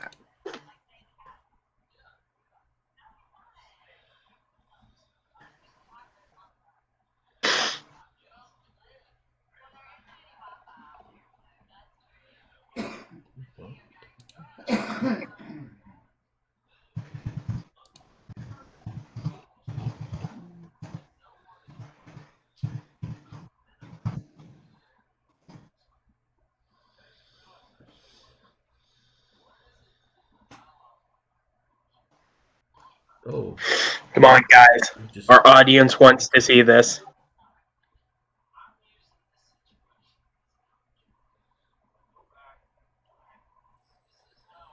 Okay, we're moving on with Baka without Baka. Especially seeing as I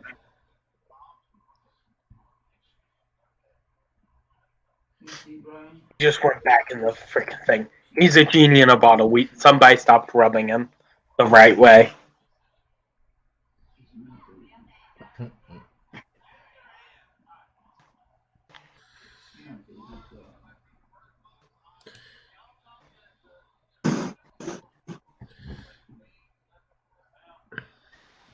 Okay, you guys want to move on?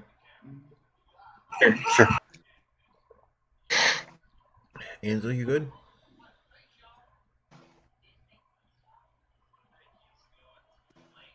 Enzo, are you muted?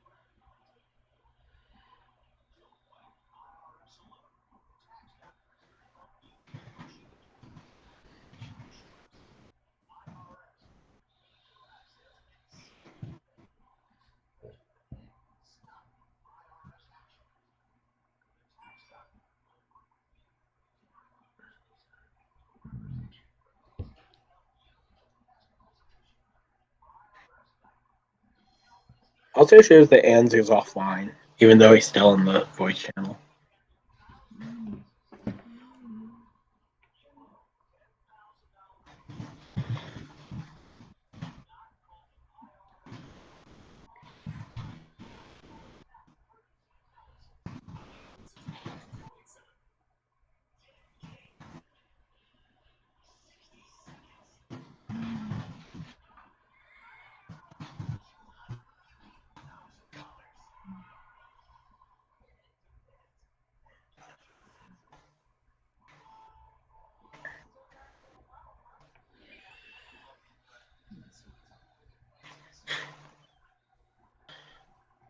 Five hours later, he's probably still in the VC.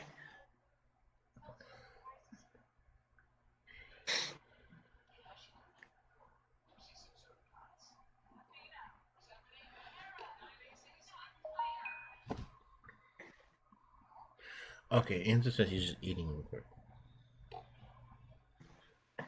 Gotcha.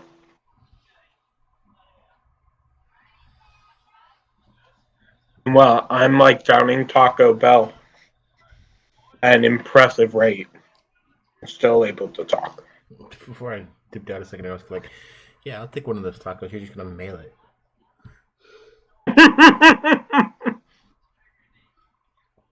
Dude, if I could throw tacos at my enemy, I freaking would. Here. I don't know if you could hear that. If I threw you a taco. Actually. Here you go. Have a taco.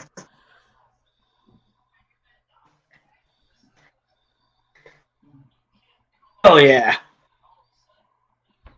Dude, nice. If we're gonna share our food, let me find my phone.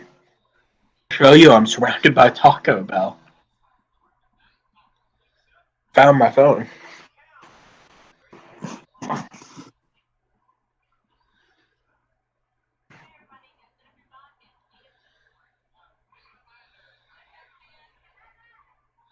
That's a heck of a eat. Mm-hmm.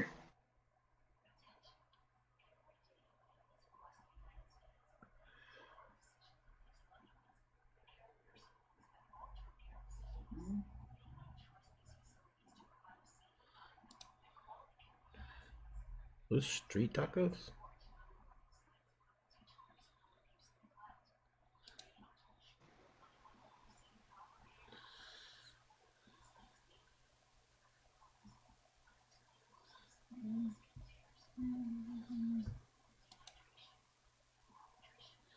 We have a place up here that does that.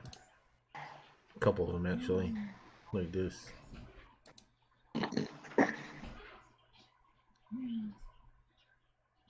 Let her die. Damn it, I sent it to the wrong person. Of course.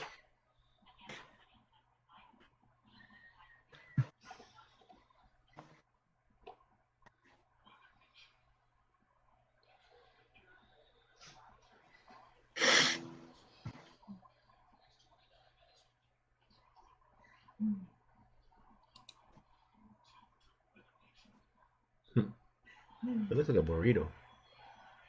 That's a burrito on a stack of burritos. Yeah, but that doesn't explain like how much Taco Bell I have. Ooh.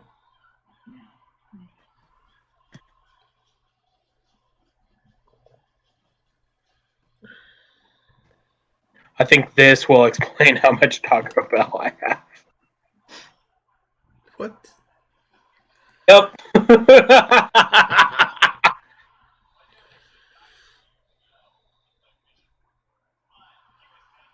Nice. That's cool.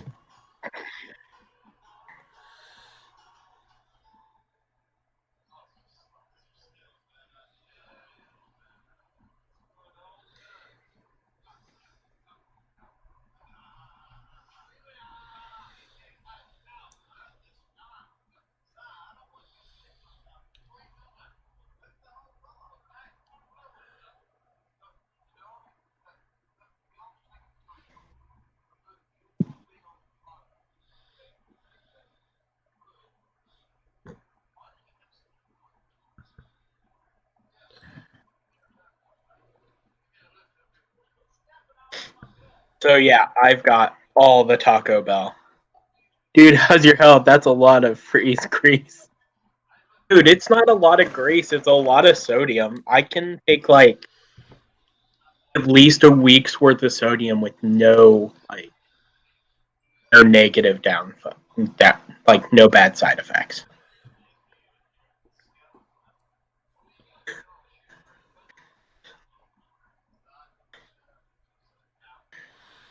Most of the time. Okay, so there was a month where I ate straight Chef Boyardees. I ate 50 Chef Boyardees in like 3 days. If you're wondering how much sodium that is, that should kill a person. So, yeah, I can handle a lot of grease, a lot of fat, and a lot of sodium. I actually ate, was it like 50 tacos and burritos? And do you remember the nachos party pack? I ate one of those one day. Man, that thing wasn't just salty. That thing sucked. Sorry, Taco Bell. But someone had to say it.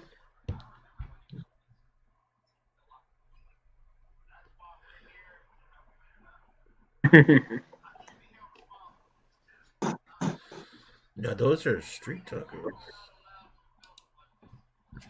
Oh, I just saw your question, August, about how I'm not shitting out my guts right now. So what's actually causing it? People to shit themselves so badly. All right, so is what's the going on? beans. No. All right, so what's going on? Okay, so we're taking a short rest. I chatted about how. Okay, so I just got naked, right? And then stripped one of the dead guys naked. And then I put his clothes on me. And my plan is to go into the chamber where the bad guy is, boss of this area, convince him that I'm on his side. A bunch of people came in here and started killing some people. My plan is hopefully. Do you speak get him Dwarvish? into an ambush. I don't. Do you want me to strip naked and put these clothes on you? Well, what if they're all dwarves? He's a dwarf. Well, I do have several backup plans. Like, if this fails and he attacks me, you guys rush in and help me fight him. If you guys don't hear me fighting, then I'm taking this sucker one-on-one until I die. So, save my ass, would you? And if he doesn't take the bait, if he takes the bait and has a way to escape, he'll probably use that before, trying to fight an overwhelming enemy.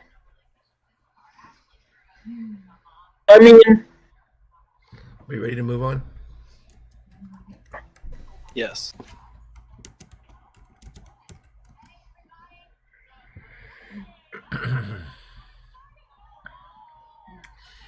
Alright, so you guys are going to start going down the tunnels? I think we should go down the tunnels cautiously and observe what's in the next room before making any rash decisions. I offered this before the short rest, by the way.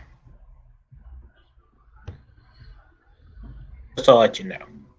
If you want to go in there pretending to be them and speak Dwarvish, be my guest. No, because I already did that, and I was already freaking out then. So I'm like, what do I say? What do I say? I'll go in. If they can't speak common, we are going to walk down the stairs and see what we find at the bottom of them. Everyone cool with that? I still say I walk in because I already stripped naked once. I mean, like you can wear their clothes. It's not going to affect your AC, so you can just wear their clothes, and then it'll just seem like one of theirs is fighting them. I don't know, but you can throw your other clothes in like a bag of holding. Yeah. Alright. Dude, my boobs gotta breathe. That's fine. Alright, so we're heading down the stairs stealthily, I presume? I don't want to do it stealthy. I want to run into the room. Yeah. Okay, do you guys think you can back me up when I do this stupid thing?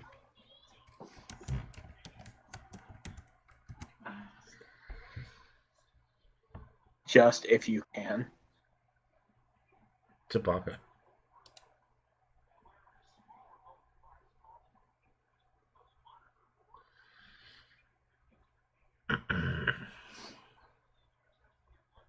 This is gonna be good.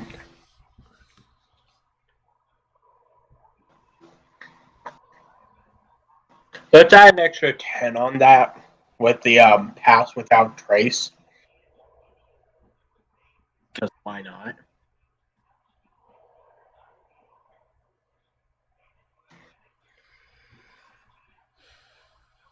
All right, so Are you using yours? Yeah, I'll use mine. And you used yours, didn't you? Like earlier? Yeah, it's already used. Yeah, so I'll use mine.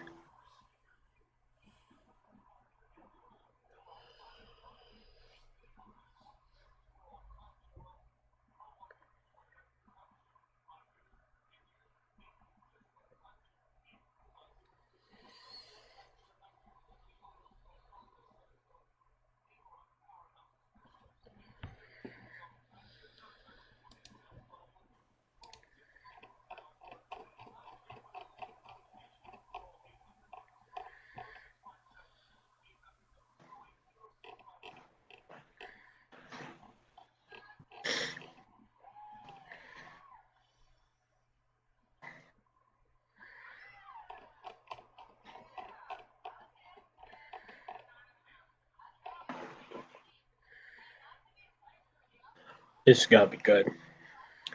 We've all been waiting for this. There's only 3 of us here. Well, 4 here. We can beat him in 2 rounds. God willing.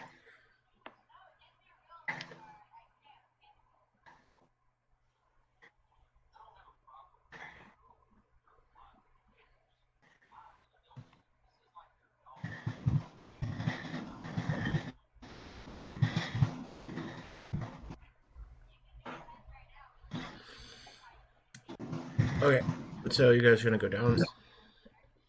Yeah. You descend down, and after about an hour of descending, it opens up into a large natural stone chamber. In the center of this room, fuck! We find a dragon. You find a. I always wanted to put that. No, like how do you find a dragon inside of a castle, or miles underground? Oh, dragons are notorious for using magic of all kinds. Why not? Yeah, it just seems. Aren't dragons also able to polymorph themselves? Exactly, and shape change. Yeah, but most dragons actually. There are a few that layer in these sorts of things, but they're actually kind of rare, and that's not something that actually like normally happens in Eberron. Doesn't have to be a normal thing. It can be rare as hell. Not to say that you won't ever face a dragon, but they're. I want like this. But anyway, in the center of this room is a large sculpture. Mm-hmm. And in the center of it is the tall, slender figure, and arrayed around it is a series of what appear to be several different rare creatures and mind flayers.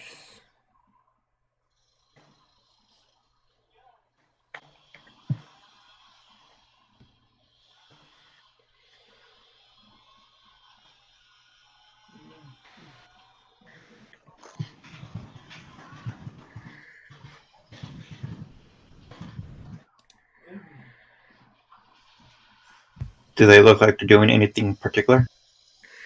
What's a statue? Okay, guys, I need. We're all really hidden. Could you hide behind something? Is there anything for them to hide behind?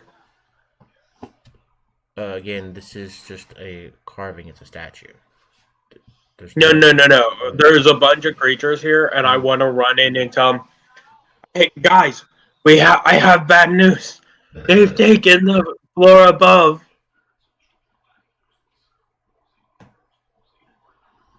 There's no living creatures in the room. Oh, they're all statues. Yeah. Interesting. Oh, this just got a hell of a lot worse. I'm gonna turn to them and go, guys. 9 times out of 10, if you see a bunch of statues all gathered around a place of all various different types of creatures, is a fucking Gorgon. Let's Gorgon our asses out of here and never return.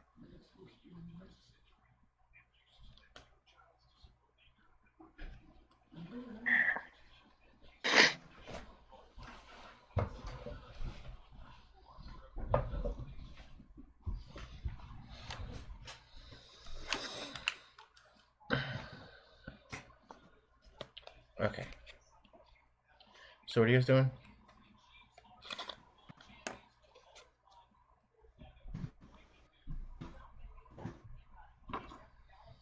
I'm gonna alert them. I think it's a Gorgon thing. Medusa. If you want to try the ambush thingy, go for it. You know what? Fuck it. I already suggested an ambush, and now it's possible I could get stoned to death. Let's do it. Go for it. Why the fuck not? Alright. I'm running in. Can't believe I'm doing this, you assholes. As you cross the room, on the other side of the statue is the large central statue of the slender creature. Is another opening leading further down.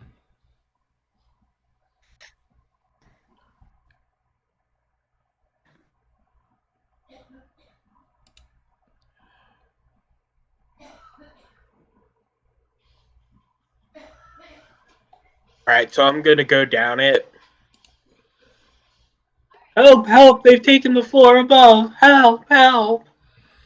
I have to make a persuasion. I just proceed, going slowly down. Either way, letting Memi do his antics. Well, I'm a girl. The passage leads downwards for another couple of hours. Son of a bitch! And it, at the end, opens up into a large room.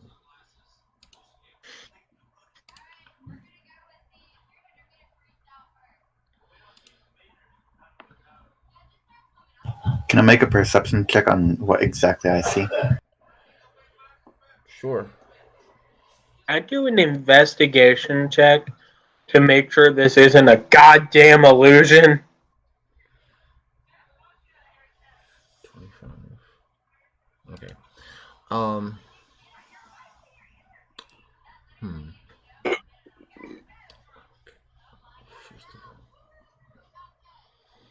Even if I made that check, it was a 2. If this is an illusion, it's a pretty goddamn good one.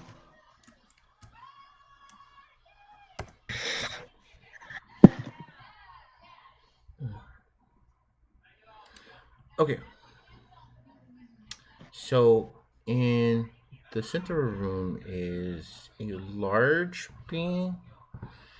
It looks like a mind flayer, but you can tell there's something not quite right about it. And there are 3 other dwarfs in the room. One of them appears to be a priest, and the other 2 appear to be warlocks. I'm running in. Everybody else still stealth?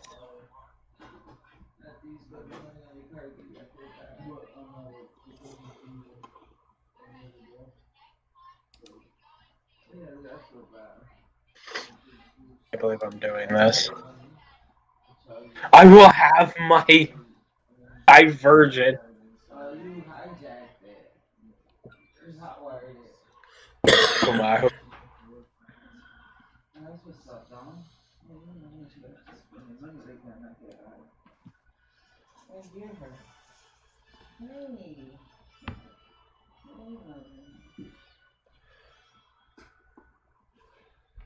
What happens as Memi runs in? Alright.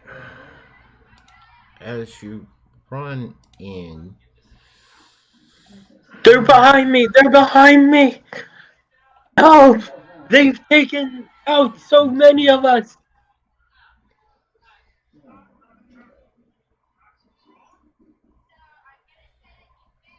Also, is there a kind of roll I can do for this? they take Which I can. one good Yeah? look at you. And the warlocks begin casting spells. Okay. Wait, they know I'm a fake? Yes. Son of a fuck, I thought they'd need an insight check. What is this spell? 3d20s, I'm scared, man. Oh, okay. Yeah, so none of those are going to hit. And the other one casts Eldritch Blast again. Oh, that's a crit. Ouch. What's the other ones? There's +7. Okay, so that is a 23, a 22, and a crit. So all 3 are hits. Blast me. Oh, and because they're necrotic, I take half damage. No, It's force damage. Never fucking mind.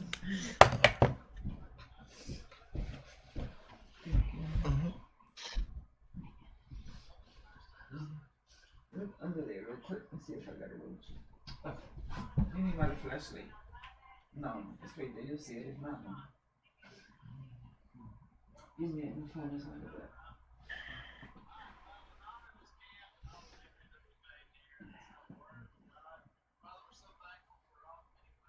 Two seconds. There you go. Wait, no.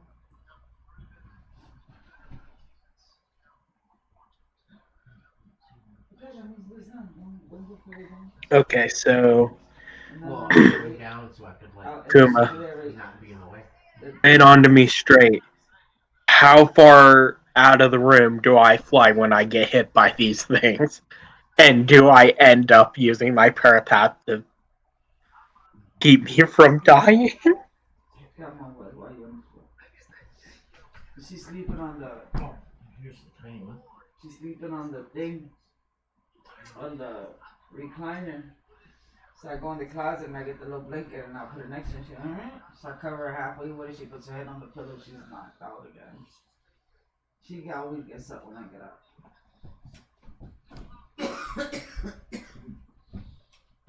Right, Bertha? Even if you fight with me, you get up when mommy get up. Okay, I'm back. Oh no, not 3d20. It's 3d10. Welcome back. 3d10, but remember one's a crit. Oh, another d10.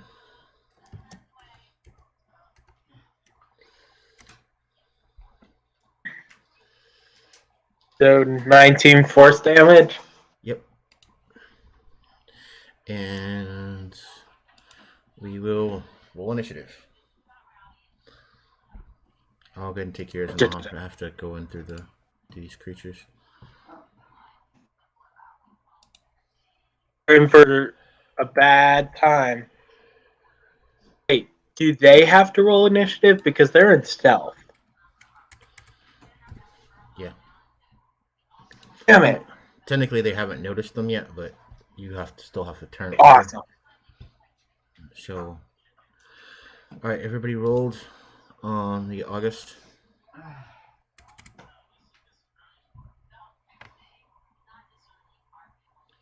You there, August? He rolled a 20. 20. Lucklin? 14. 14. Memi? 21, I believe. 20. Yes, 21. Anzu? The biggest I ever rolled, 7. Okay.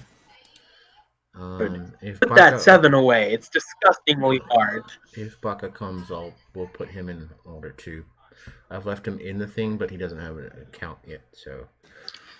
I was distracted by the stone, so. You were distracted by Memi's undressing from earlier. I'm a robot. I don't care.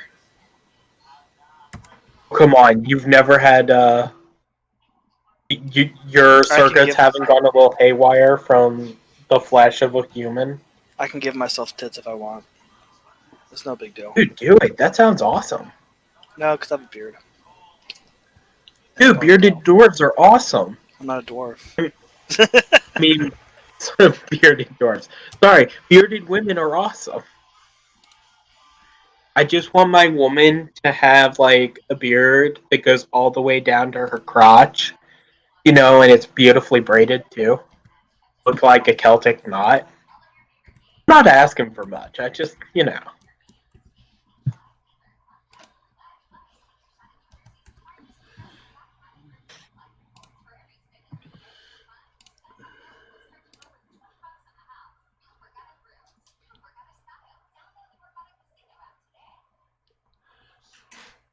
Oh, okay.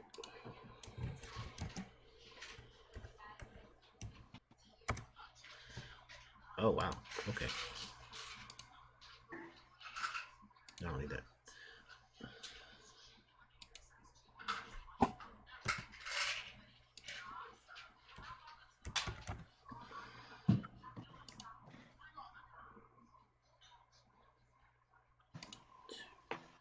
Oh, wait, dang it.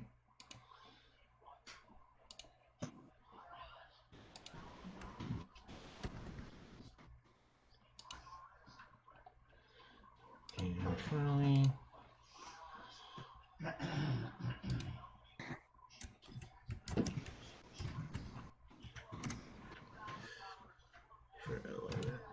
okay.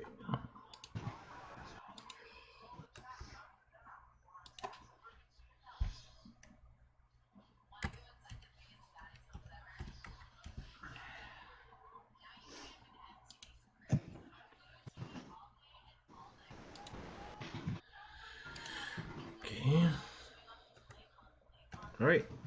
That does it. We start at the top with Mimi. Well, this is kind of half of what I expected, so this will work. Who the hell hit me? Left or right? The one on the left. You thought that you could just blast me away? Let me show you how to bring the end. As I reach into my robes, pulling out my whatever the name of my sword is.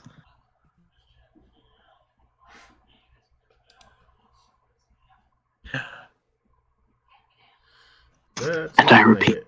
I fucking missed.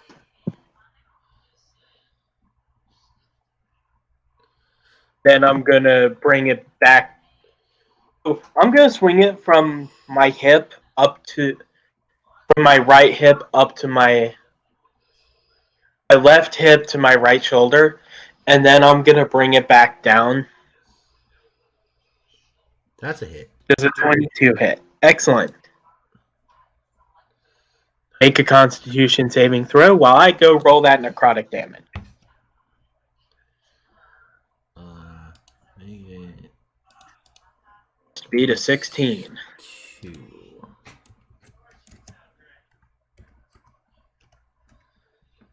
What's 20? Okay, so he's not stunned. I repeat, he is not stunned. That's okay, because I've got more ways to kick ass than you can shake a stick at. Oh, but he takes the 13 necrotic. He'll take the 13, and I will regen 13. And just because I find this absolutely amazing, the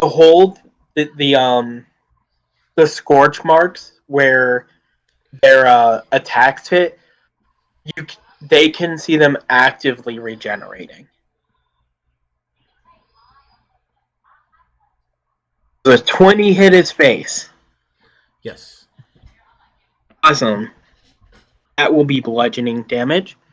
And then he's going to need to make a dexterity saving throw. Will be knocked prone. It's a +2 to this. There we go. This is a 14. Is knocked down, being my next one. He's done with advantage.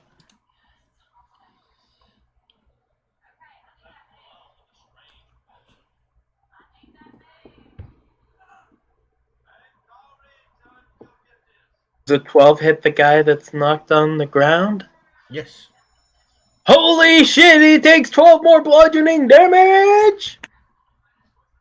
Yeah. Alrighty.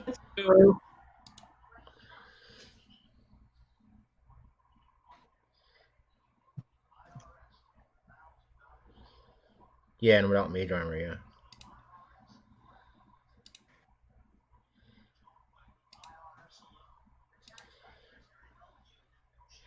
Alright, end of your turn? Yes, that is the end of my turn. Alright, August.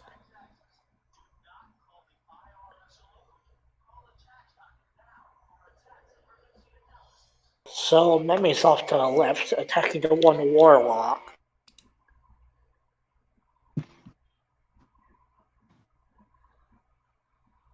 Would they happen to be lined up if I positioned myself right? You can try to hit the thing in the center and the priest.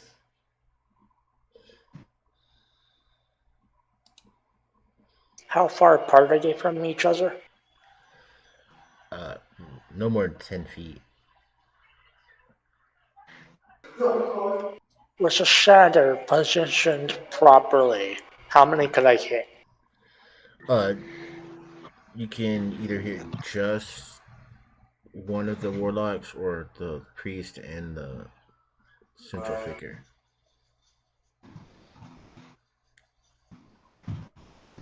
It looks to you like a very large mind flayer. So with a 10-foot radius, I can only hit 2 enemies at most. Mm-hmm.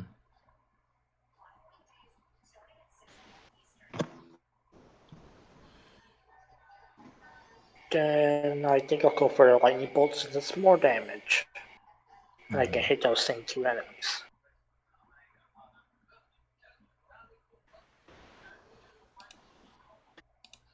So first I'll run up to the central figure, attack them twice, 3 times with my spear. Now, they're 60 feet away from you. I drank a haste potion when I saw Memi get attacked. Okay, that's fine. I had that prepared. Alright, Before a fight, I always have one ready to drink. 20. Okay, yeah, that will hit.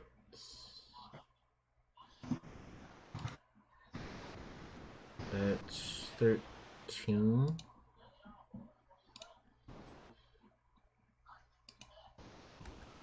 Okay.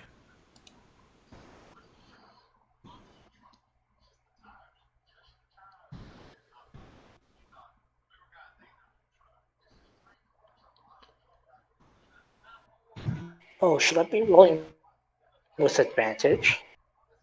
No. I'm dominated. That's a hit for 15.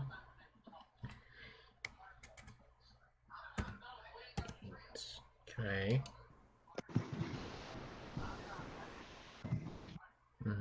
For 12 damage. 21 to hit. And now time for the light bolt. Okay. I'm just gonna Yeah, you're gonna upcast it. ignore the fact that Avrite thinks I have no more spell slots left. Oh, at level 3. Yeah. Because it's gonna cast at the minimum level. Automatically.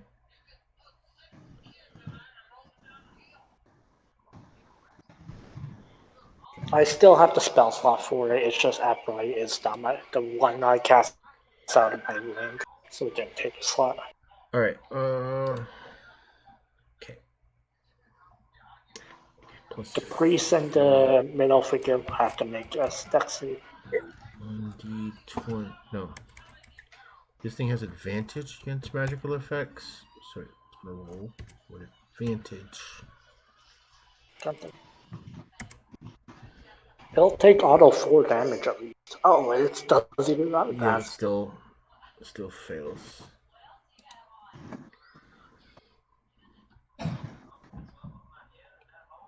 And priest is a flat dex.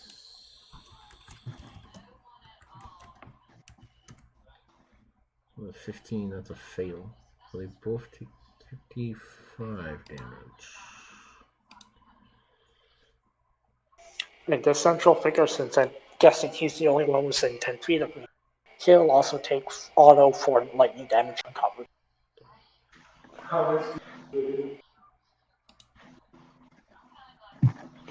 Alright. Okay. That's your turn. Okay, so now is the warlock's turn.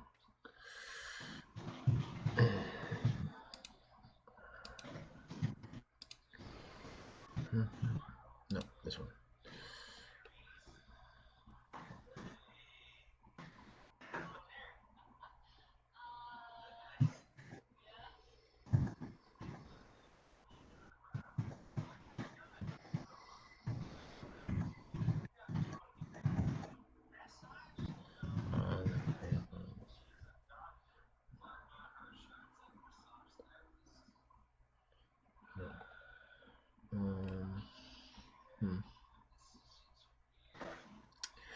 Okay, August, make a con save.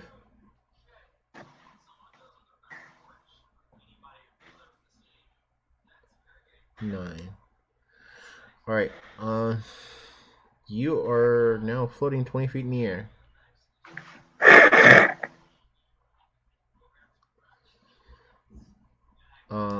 Mimi, same thing. Okay.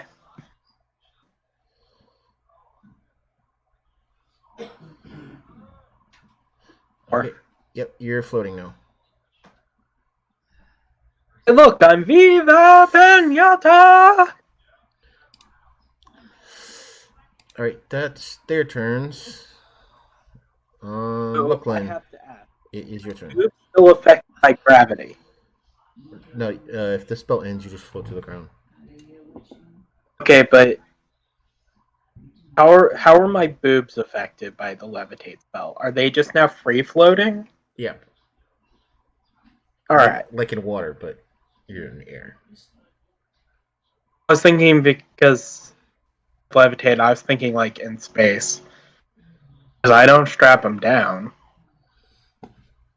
Okay. I want to do a regular shot at it. Which one? The big guy. Okay. The main central figure. But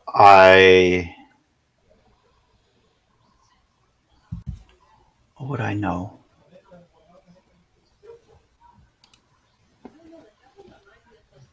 Fiend versus that. No, I wouldn't know.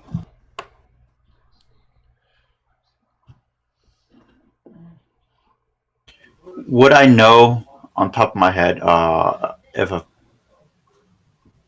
what I'm looking at would be a fiend or no? Hey, all right. When you came in, you did, I think, a perception check or something. Yeah. Yeah. All right. So, here's the thing. It looks like a. Hold on. Okay. Yeah. It is officially in the large category, so it looks like a large mind flayer. Like it is massively oversized mind flayer, but you know that you get this real feeling that that's not quite true.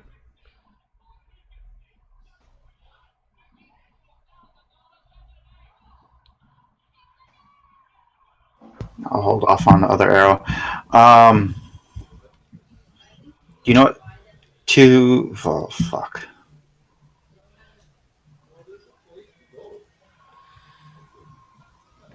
Yeah, no, I'm taking too much time. 2 regular shots. I'm putting hex on it. You know what? Screw all that. No.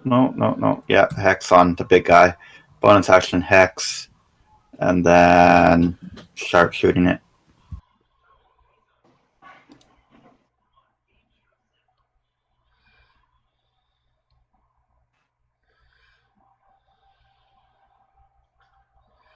Uh, 16 does not hit. And 24 does.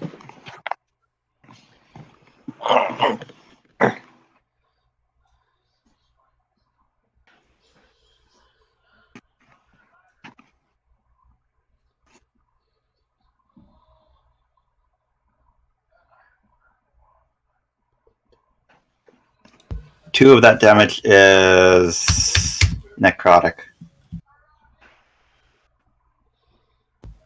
And you know what?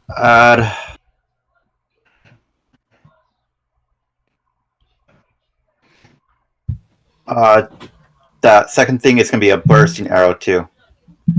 So anyone in a 10-foot radius of it is damaged by it.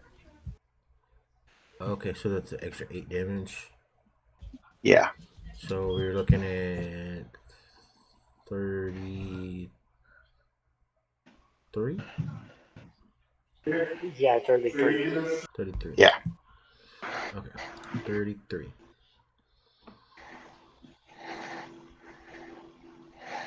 And then, is there any cover within the area or no?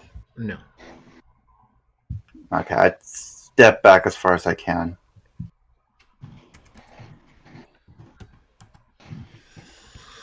All right, it's the priest's turn. And he's going to walk over to a large figure. And. Oh, shit. What is that?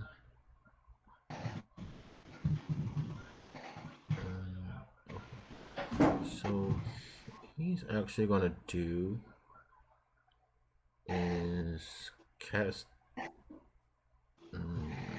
He's going to cast a spell.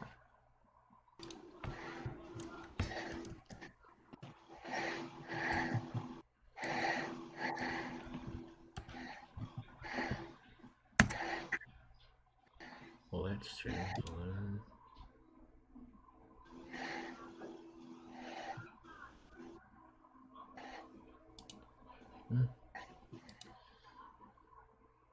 Alright, so everybody's going to, they're going to heal 14 points.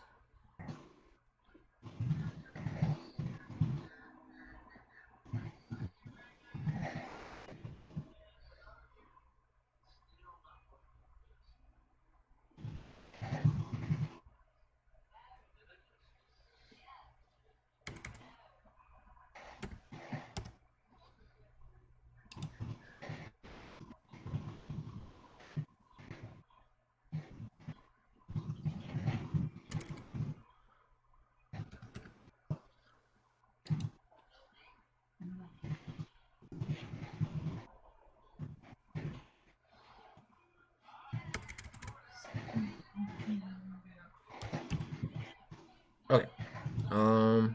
That's the end of the priest's turn, and now it is Answer's turn. Okay, okay.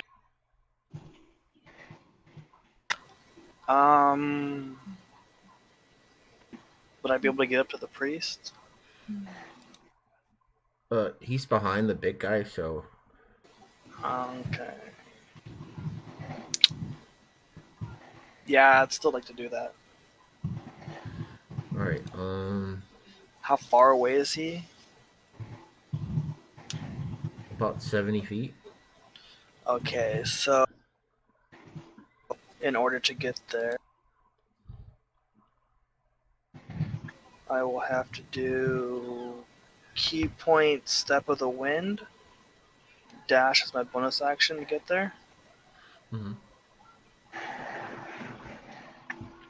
All right, you're gonna take an attack of opportunity from the big guy. That's fine. All right. He is going to whip a flail at you.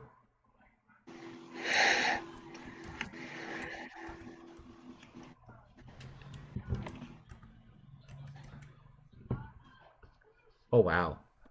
So that's a miss.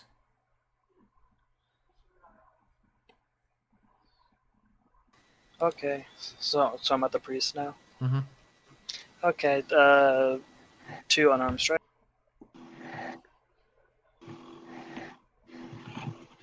Whoopsie! That was nothing.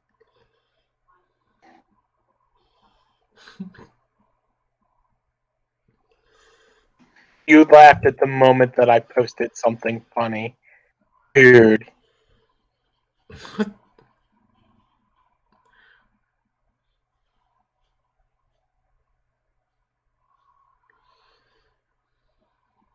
Okay, those are my 2 hits.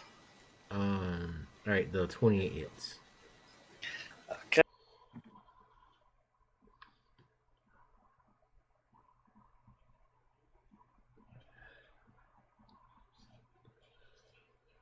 Hit him for 7 damage. All right, 7 damage. Oh. Stun him. Stun him. And then that is all I can do. Already. Oh, wait. Hmm? Can I do that? No, I can do that. Sure. I'll try a stunning strike on the priest. DC 17 con. All right, he gets a +6 to his con save.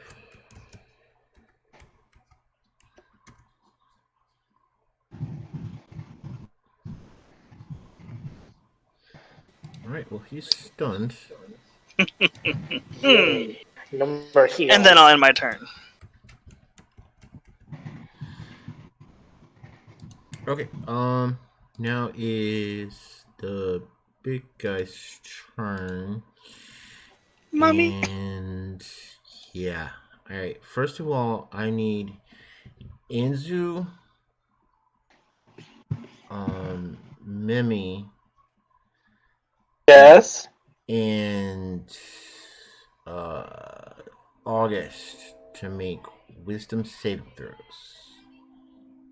Why is it always wisdom? Fuck! You guys that are half elves, you do get advantage on this.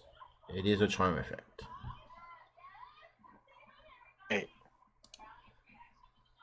Oh, okay. Okay, into it. Yeah, I think it's a pass. Yeah, it's a pass. That's a Hey, pass.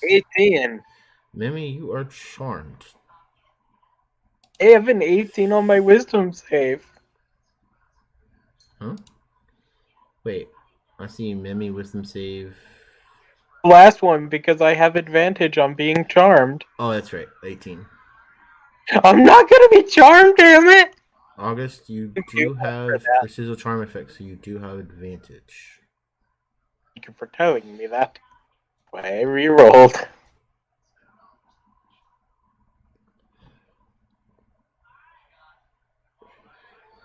Okay, so August is charmed.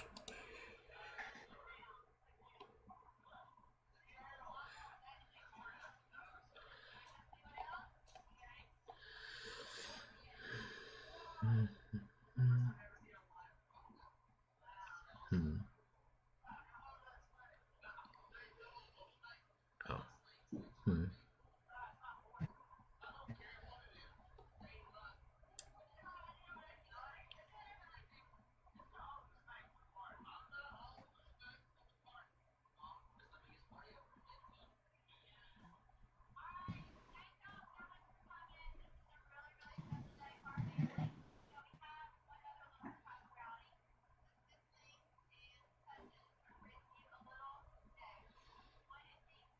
Hmm.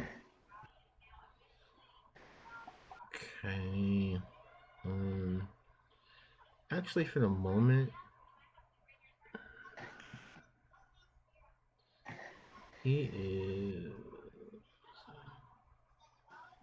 going to shoot. He is going to turn around and try to attack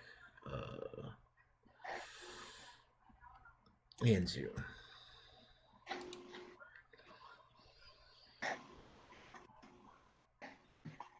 He makes 2 attacks.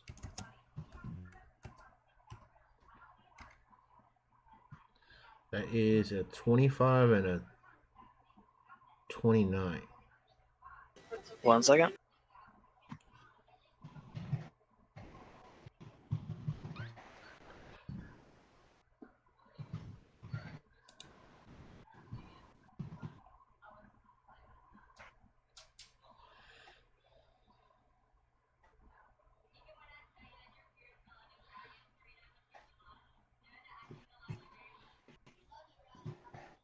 I'll take them both.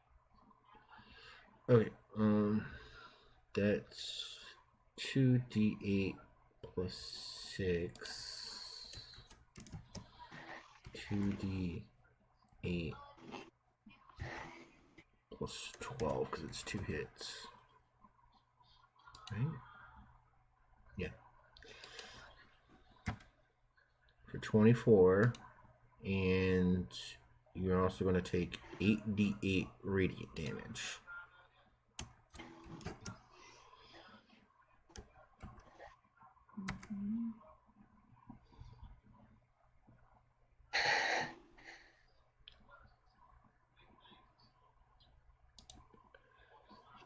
So that's how much damage total? 69. Okie dokie. And that ends his turn. So, Baka's not here, so we'll go back to the top with Mimi. Alright.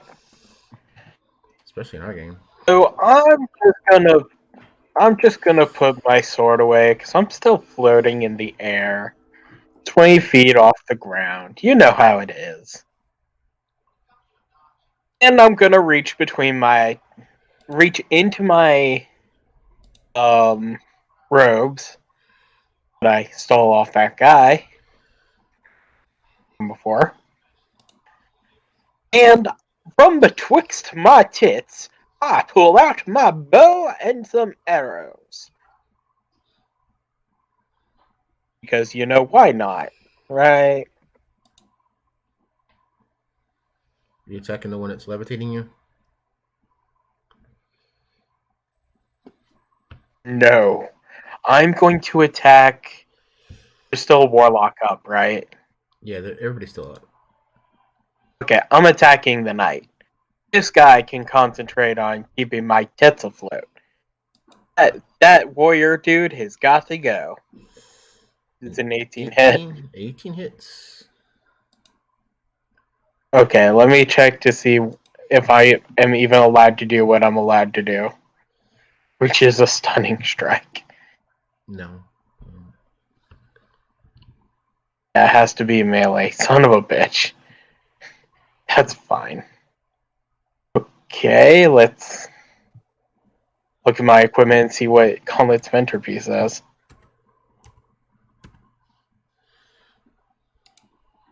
Oh, sweet.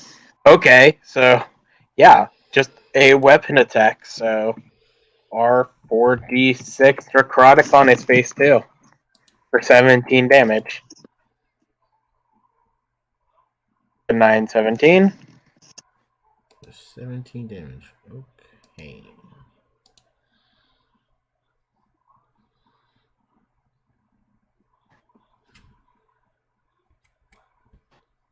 Then we're going to do another 12 damage. Then another 13 damage. So, It's 25. Yes. Okay. He goes down. Nice. Now there's only 2 spellcasters. And my tits look fabulous. Yay. That. When he does so, hold on, I'll have to show you this. Because it's just no. Nice. Explain this. Yeah. This is what it actually looks like.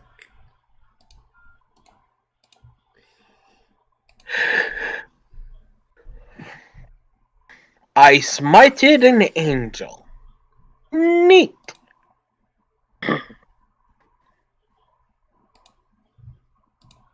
So I was expecting him to be wearing armor, but I guess he's not, and he's just got really good abs. Yeah, it's natural armor. His natural armor is his physique. Look at those abs. No wonder no one can hit him. He looks too good. All he has to do is flex and charm me. No wonder I almost got charmed. Which means... Well... Oh. August technically gets a... Wait, hold on. Charm creature in this way can repeat the saving throw at the end of its turn. So August... Can you be charmed by a dead body? Well, technically you're still in the... Technically August is still in the charm state. It's not. Do you feel bad? I just killed this thing. It's a special. It's a special ability it has. Is his abilities turn off when he dies? Or is everybody gonna be amazed by his abs while he's dead? Alright, Mimi, is that the end of your turn? Yeah. August? Yeah, it's not a spell that needs concentration, so. Well, then I guess I'm gonna bonus action convert a level 1 spell slot to a sorcery point, and then action twin spell chill touch to hit both of the warlocks.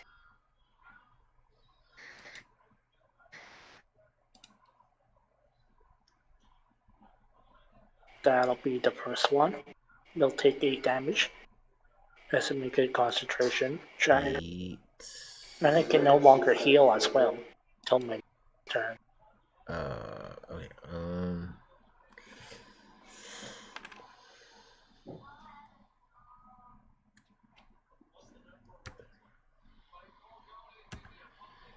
And do the second one.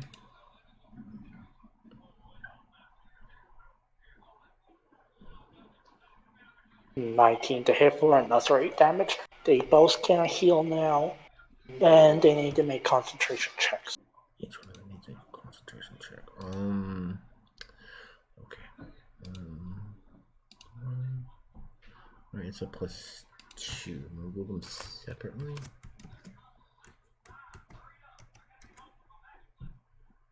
It's a 12. That's a pass.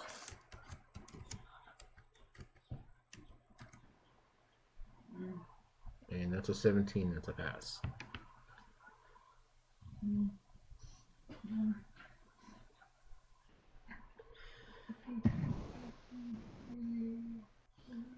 What was it, 17?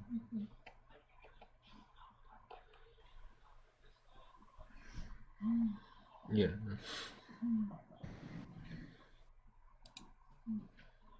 Anything else from your turn? I still have the spare action, so I guess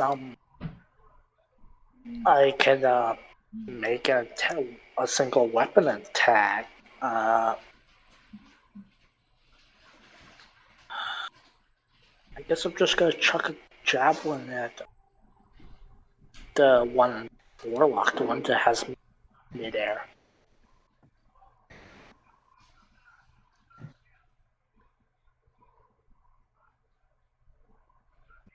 14 hits for 8 damage.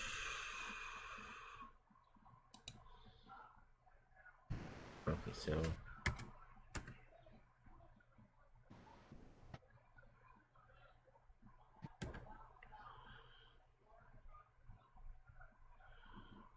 he has to make a concentration check.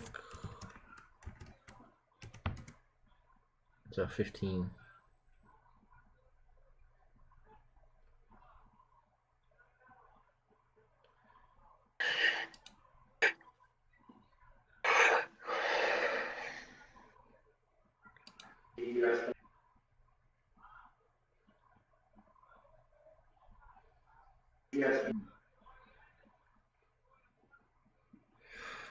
Alright, now is the Warlock's turn.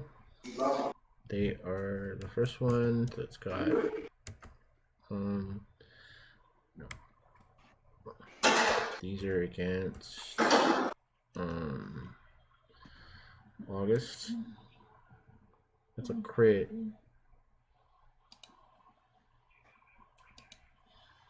And they are getting a +7 to hit. That's a 20 and 23. So it's a 1 crit, basically. Yeah. No, 2d10. Not 2d20. That'd be a lot. Alright, so you take, wow, 4 damage. Mimi? Yes. You're taking... No, not 32, Jesus. I'll take the 32. 32 d20s? 32 d20s? Bring it on. Alright, so we have a 19 and 2 14s. 18 and 2 14s? Mm-hmm. I have to add that up. That's to hit. Oh, 19 and 2... Wait. I'm confused. Alright, does a 19 hit? No. No? No. Okay, then we don't get hit. Okay. I'm sorry, but I'm still floating in air. It's kind of hard to hit me when I'm a moving target in a 3-dimensional space. Yeah, you're like rolling around in the air and the things seem to pass you by. Oh my god. I now need to look up Matrix Boob Dodge. Alright, Lachlan, it's your turn. Okay, the big thing's still alive or no? No, it's down. So this is what's happening right now. Oh, I've seen this. Yeah. Yeah, exactly! It's so perfect. It's from High School of the Dead. Yeah.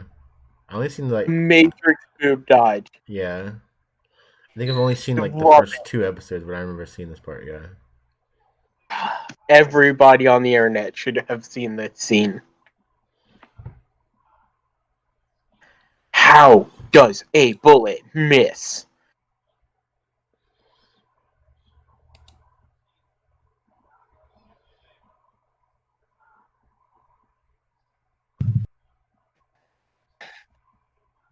I'm gonna just take two sharpshooter shots at the closest enemy. What in the warlock system?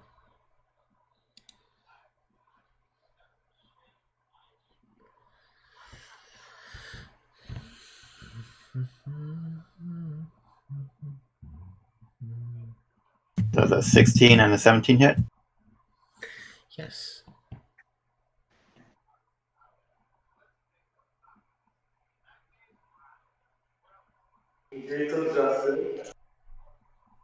And he's gonna make concentration saves, so roll those damages separate.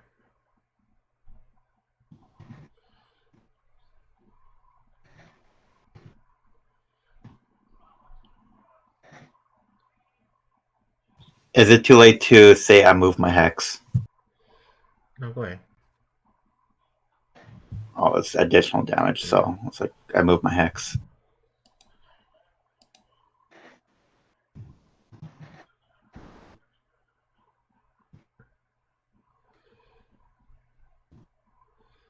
Alright.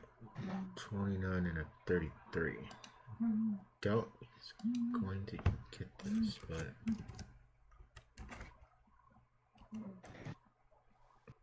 nope. Alright, August, you float to the floor.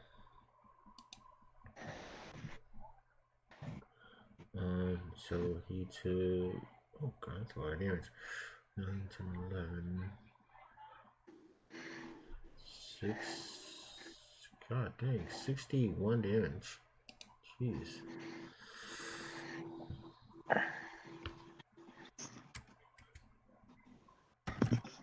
Still alive though.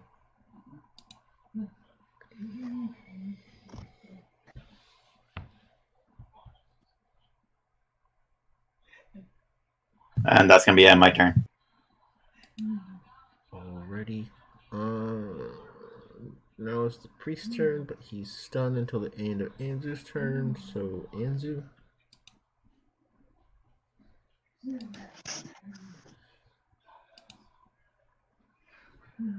I will deal 2 unarmed strikes against the priest.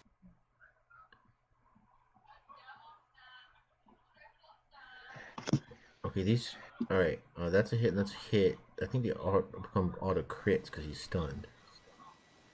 No,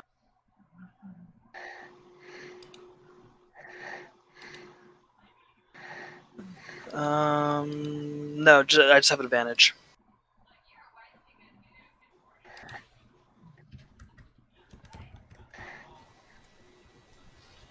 So there's my 4 rolls for advantage.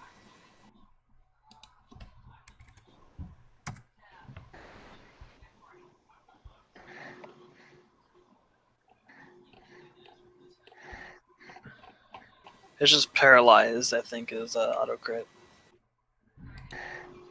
Well, one lets you get advantage in. Yeah, if a stunned creature is incapacitated, can't move, and can't speak, or whatever, the creature automatically fails strength or dexterity saving throws. Attack rolls against the creature have advantage. You have advantage, and they have the incapacitated. Can't take. Okay, yeah. So yeah, it's just advantage.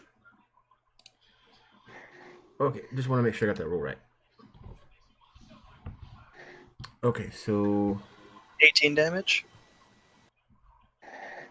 Okay, 18. Alright, which one are you attacking, by the way? The priest. Oh, the priest. Okay, 18. Okay, let me do 18 damage.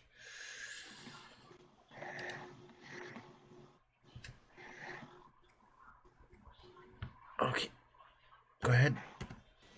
And then key point flurry of blow.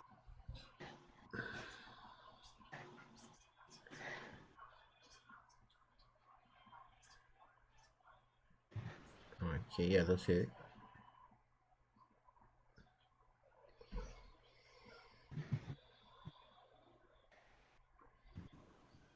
For another 18 damage. 18 damage. Okay, he's still alive though. And then, oof, do I want to? 1 second.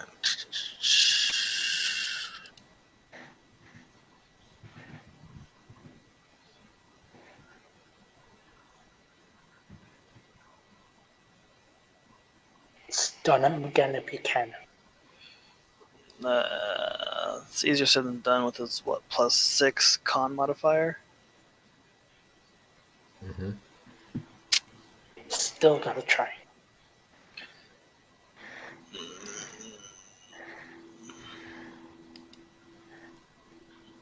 I mean, sure. Or you can just free and try to knock him prone, but you know, whatever.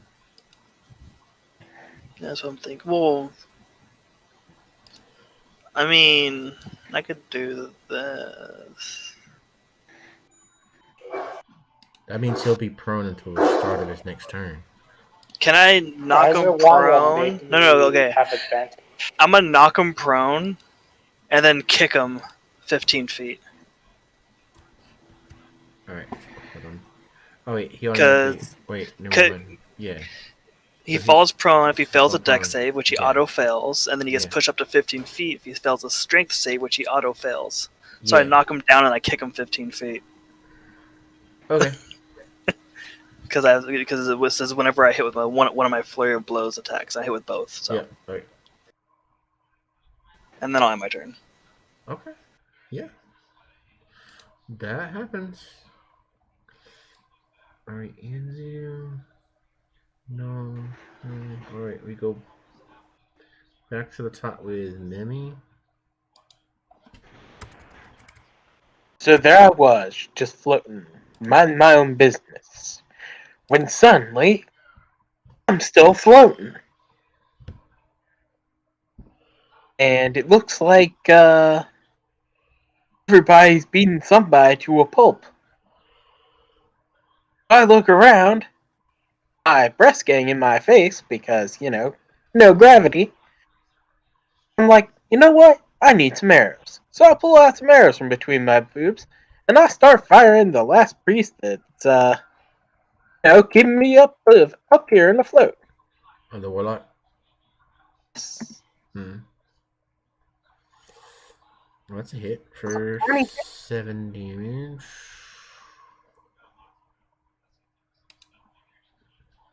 What do you know? My arrow explodes into black tentacles to, give him a nice rub down of 21 damage. Like that wasn't silly or something. Okay. Okay, so technically, yeah. 20. That's a 19.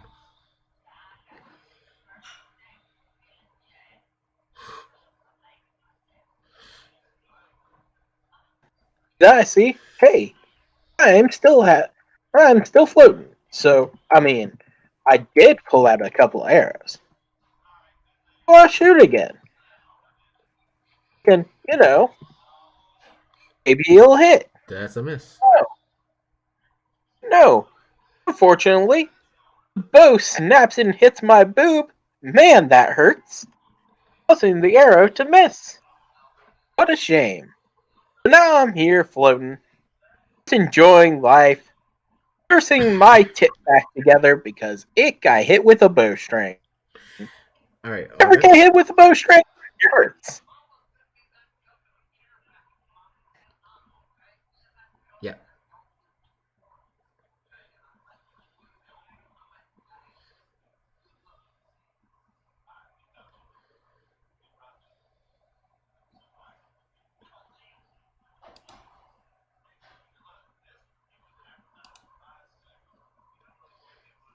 Well, that's a hit for 15. Okay. Still alive though.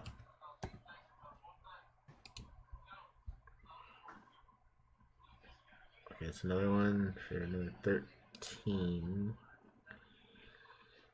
Alright, yep, that one puts him down.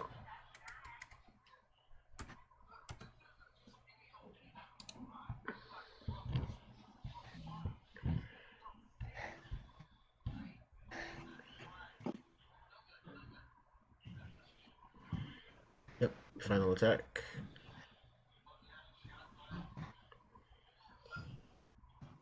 It's a hit for 13 damage. Oh.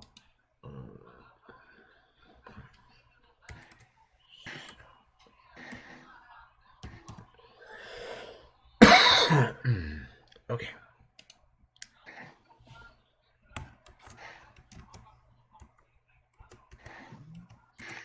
Hey guys, don't worry about getting And the Bebop and Yana down. That's a fail. Do I float down softly, or can I just plummet?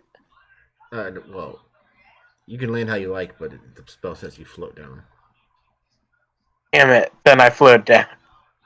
Alright.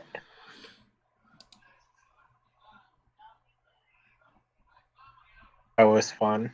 End of turn. Alright, the Warlocks. Alright, I have to look at their thing.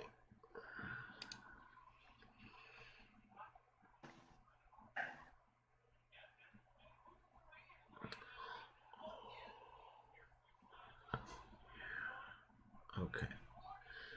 Here. Oh, I have to bring up something else.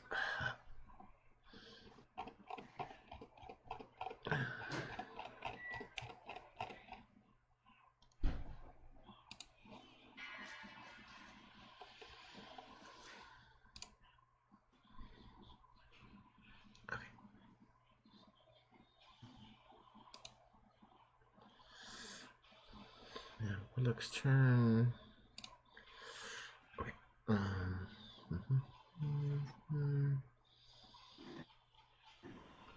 What the hell is this?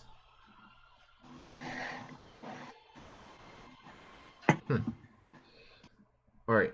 Okay.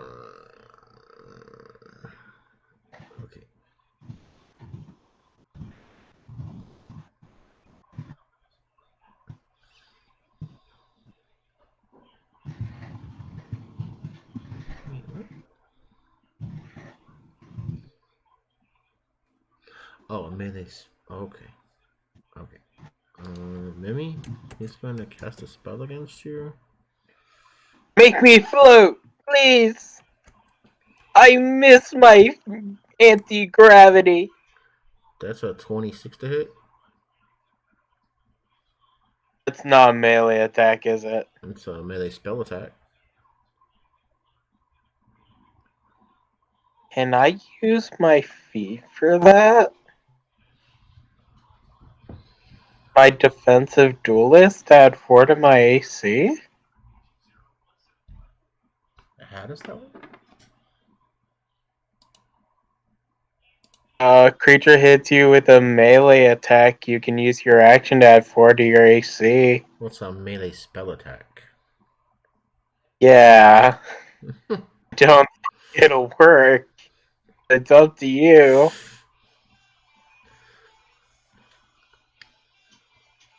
Either way, I think it's gonna hit me. Because it's a 26. My AC would be 26, though, if I used it. So it's still a hit. Yeah. Okay. Alright, he is casting Vampiric Touch on you. So... Wait, these are all 5th level slots. Okay, that's I have 46. And I have resistance to that.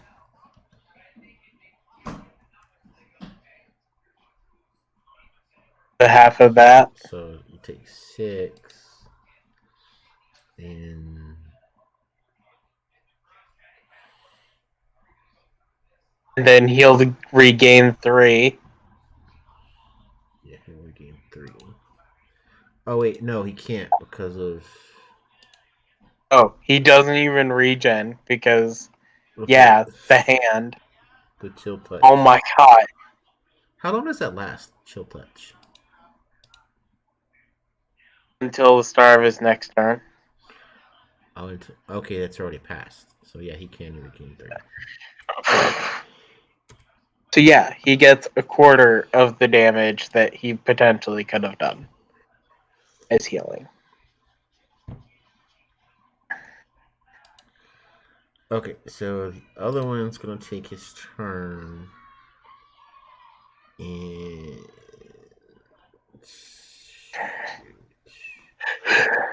you know what he's gonna do?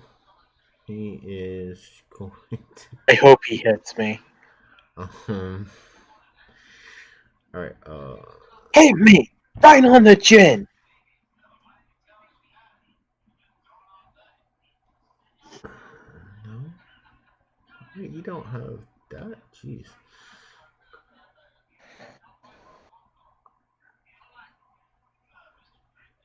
Wow. Okay.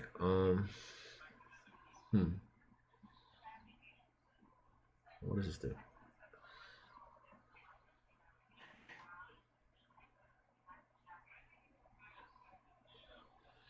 All right. This guy's gonna walk closer to Anzu to get within. Not. Yeah, Anzu. Within to get within 10 feet of you, and he's gonna cast a spell. I need to make a strength saving throw. So he's casting a spell directed at me. Yeah.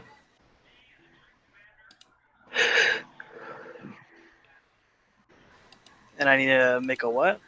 Strength saving throw. Okay, I have advantage on that. Because I have the ring of spell turning, so while wearing this ring, I have advantage on saving throws against any spell that targets only me. Mm-hmm.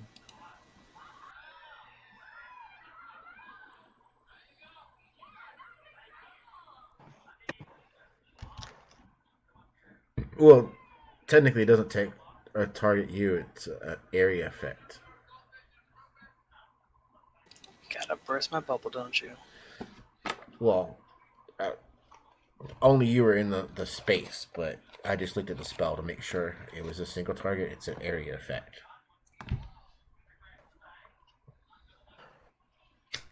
I would cast counter spell. Right, it's a 5th level spell. It's fine, it's fine. 25. Yeah, that's a pass. Let's see. Just got excited. Takes half damage. Alright, so it's a 5th level spell. So it's 5d6 necrotic damage. You're going to take half of that.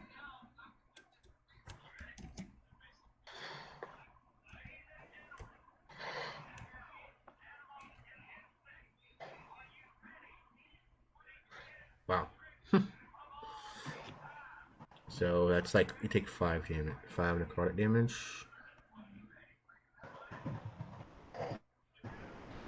Yeah, that's Okay. Yeah. Yeah, that's both their turns. So, all right.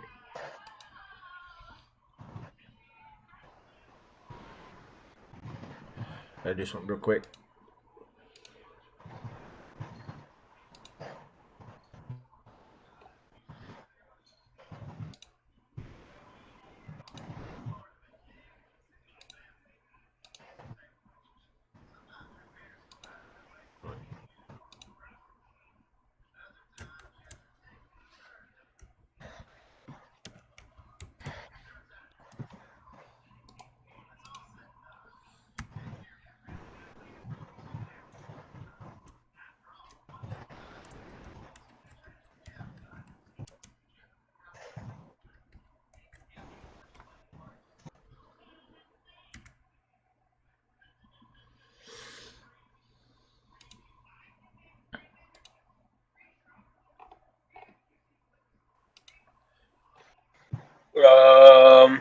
Should I be scared? Oh, fuck. Oh no, is this the boss we have to fight?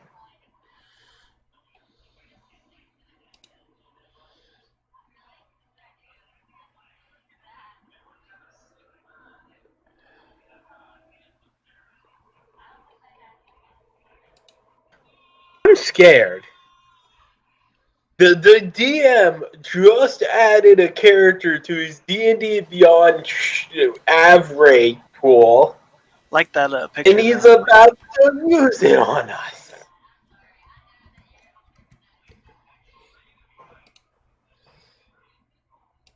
Alright, give me 1 second here, and we'll get to the details.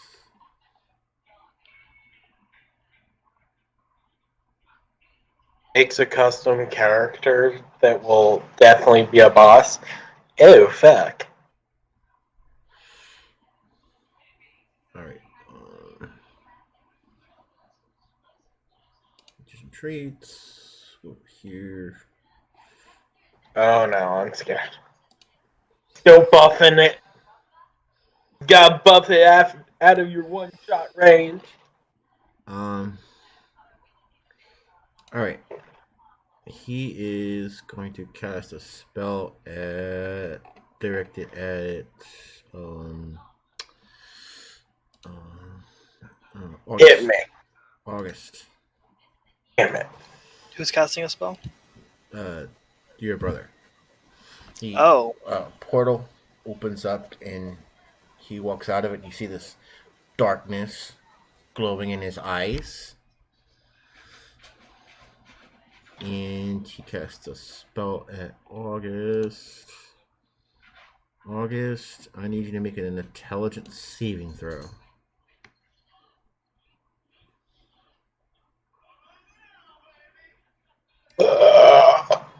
Yeah, that doesn't save. Oh, shit. Alright, you are going to take 3d6 psychic damage.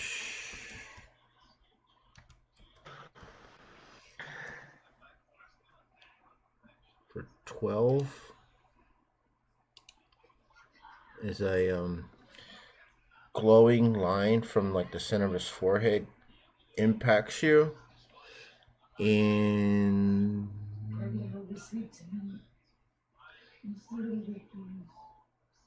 yeah, okay, we're almost done. Alright, so the next time you make a saving throw, you have to subtract a d4 from it. Oh shit, I know what that is.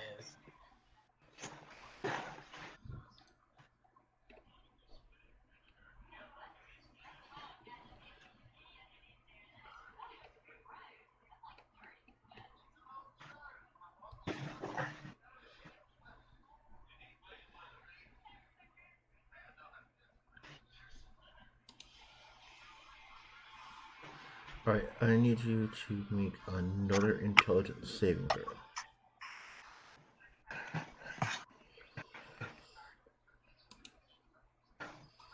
And subtract a d4.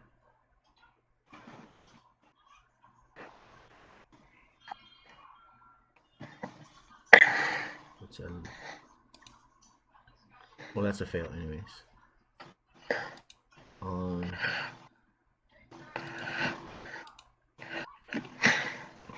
Dang it.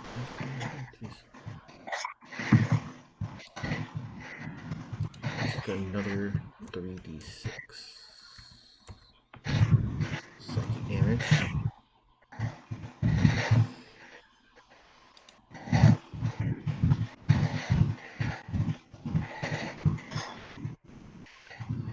And you can only use your action to dash or disengage on your next turn.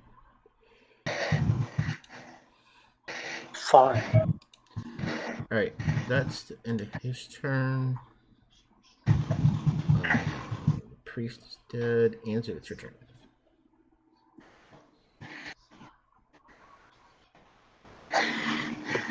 One moment.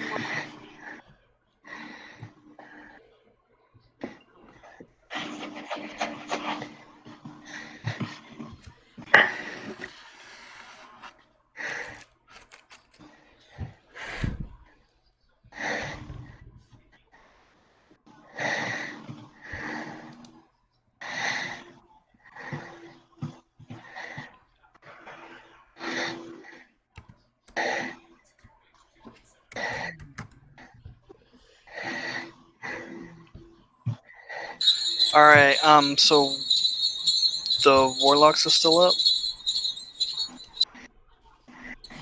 Yes. I'll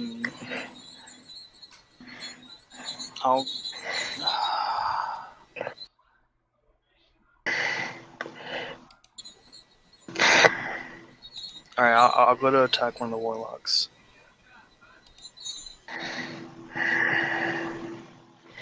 And I'll do 2 unarmed strikes.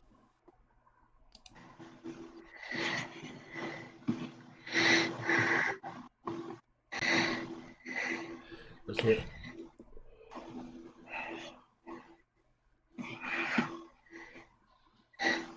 For 18 damage.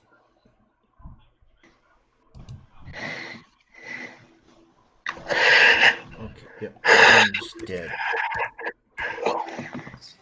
Okay.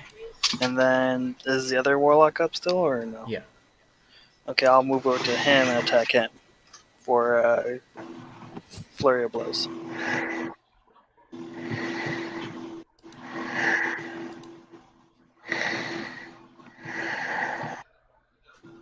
Let's hit.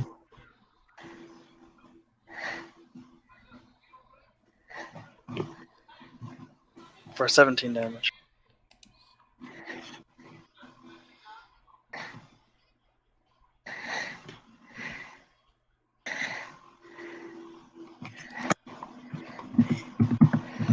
Okay, yep, that's dead.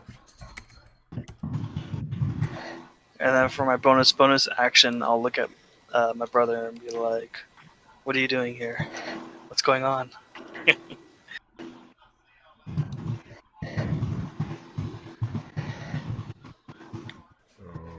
Alrighty. That brings us to Mimi. I'm gonna put my bow away. And then I'm gonna pull out my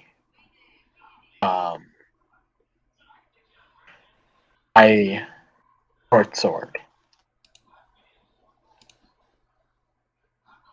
And then I'm going to point it at the person who stepped through the portal, whom I have no idea who this is. Bring the end. And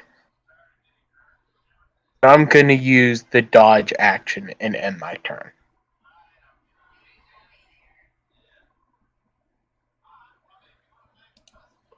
Okay. August.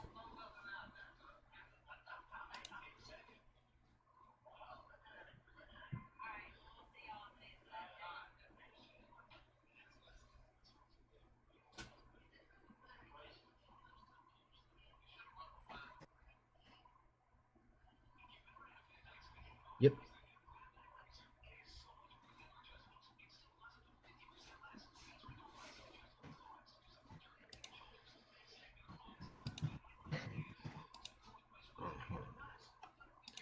You can use your only. Alright, so. And you can use this action only to dash or disengage on its next turn.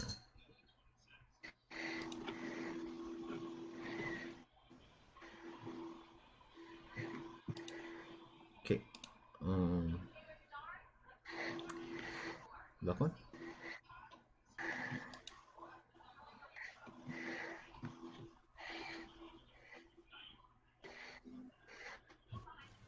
As my free action, I look to Anzu.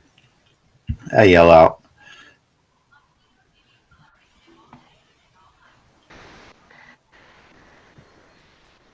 He's harming us. There's only so much I could do.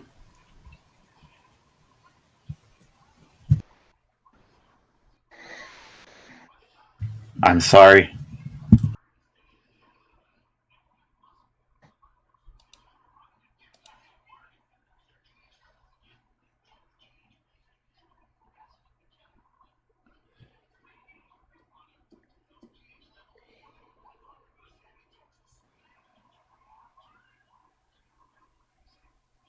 The first shot is going to be with a +3 arrow.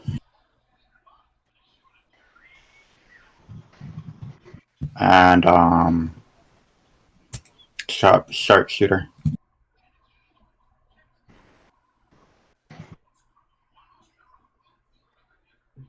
So that 17 to hit.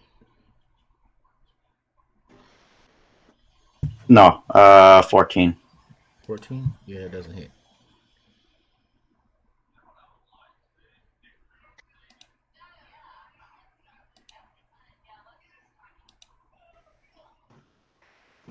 $15 doesn't hit.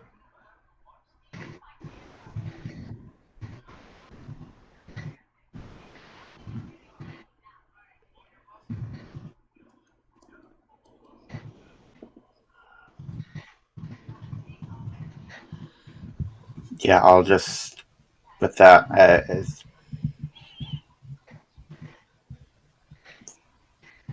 I'll step away. I'll move away. I'll move farther back, away from everything. Okay. Alright. It's his turn.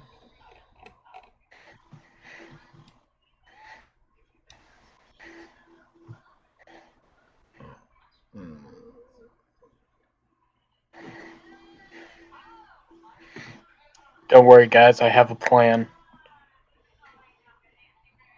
Not a great plan, I swear, but it's still a plan regardless.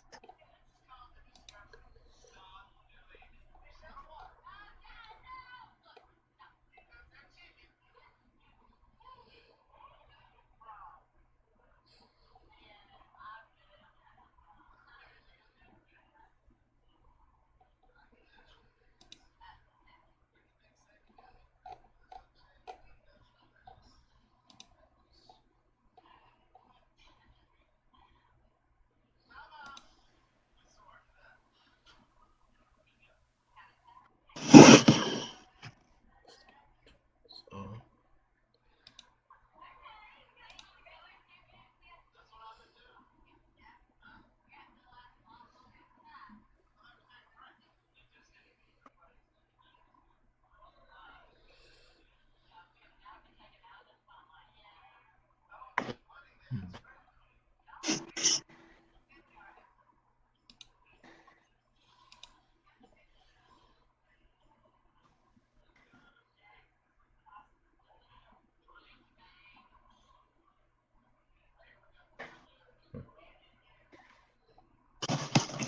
okay. Oh, yeah, here we go.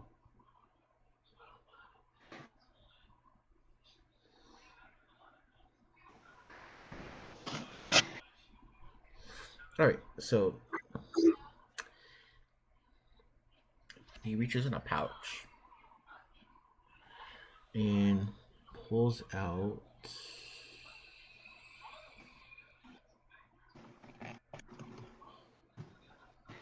okay, yeah.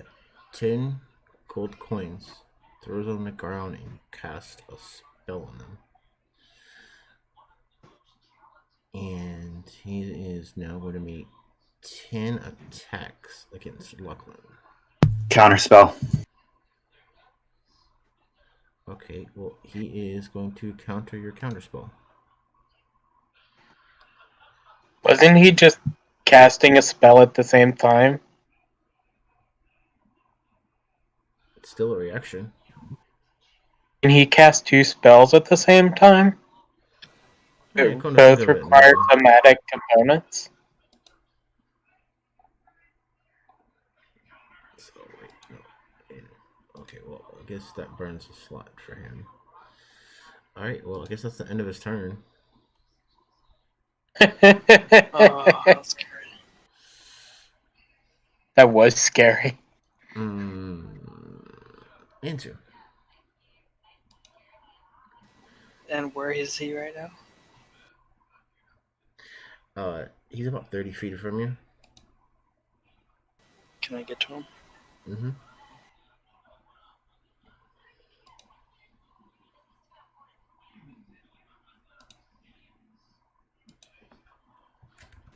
And then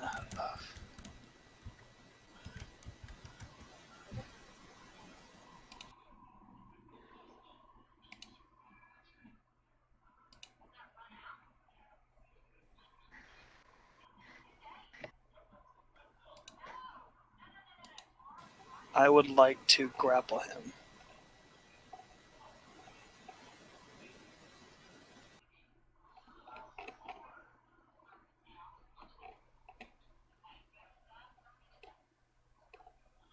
Because I have that embedded in my hand, correct? Mm-hmm. Yeah, so I'd like to make a grapple. Alright. Roll for an attack.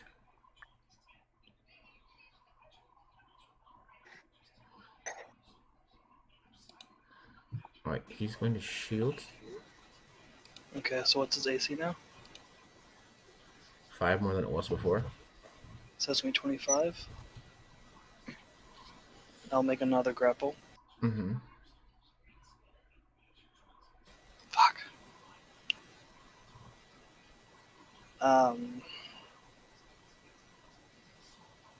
Can I bonus action flurry of grapples? I'll allow it.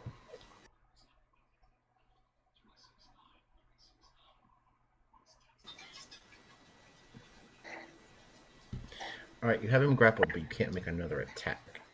Yes. Okay. I mean, would I have to make an attack to touch him with the stone when I'm grappling him and it's in my hand? Technically, you have to use an action to do it, so... Okay. Copy that. And that will end my turn. And is anybody else going to do anything? Or are we just going to roll back around to Anzu? I'll run up and just grab the stone and do that myself. It's embedded in his palm. Yeah, it's embedded in my palm. Well, then I'll shove his palm directly into his chest. It's his item, dude. I'm just gonna pull out my dagger of venom, and then I'm going to use Omen of Entropy.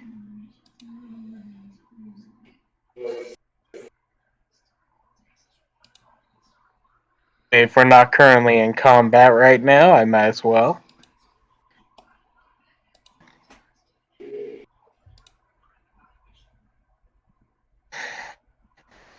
Now I have both my short sword and my dagger of venom out.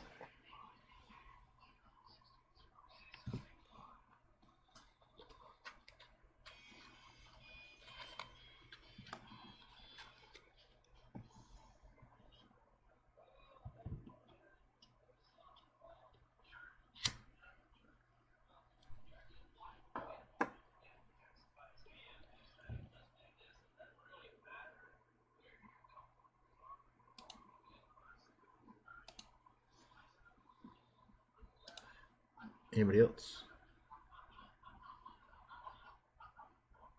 I'll hold my action. 2 arrows.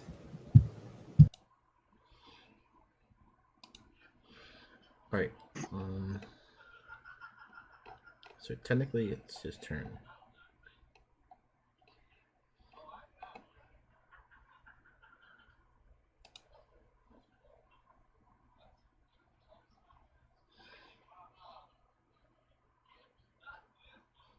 Alright.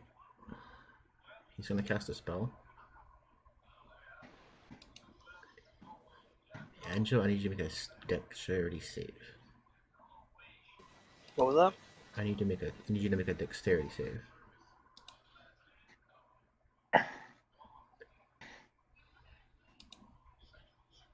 Okay, you pass. You don't take any damage either. Alright, it's your turn now. It's my turn? Yeah.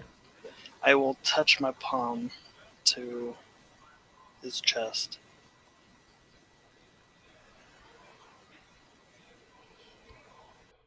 It doesn't seem to do anything.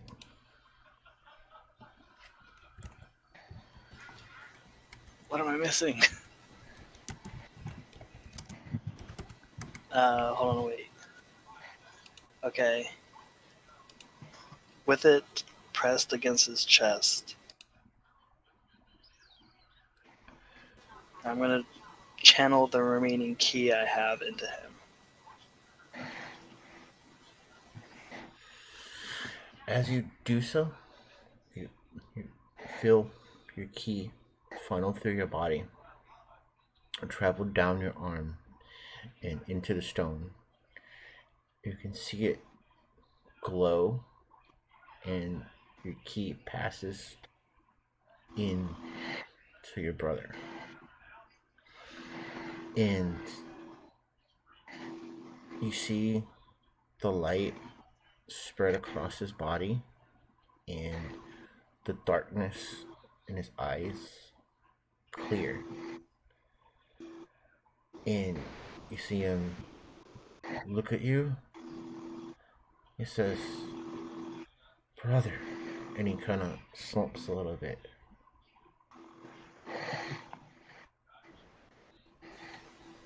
I will take him into my arms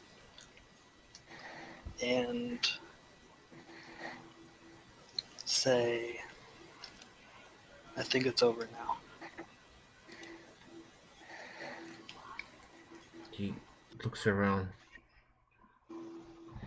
You see reach his hand towards his chest, and he says, "I don't feel him anymore." Because I expelled him from you. I was given this stone to free you from its control.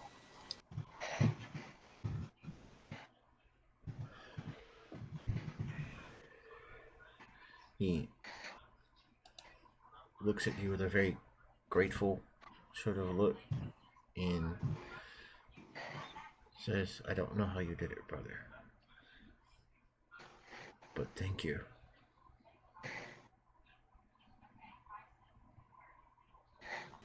You would have done the same for me. Indeed. And he stretches out, stands straight again.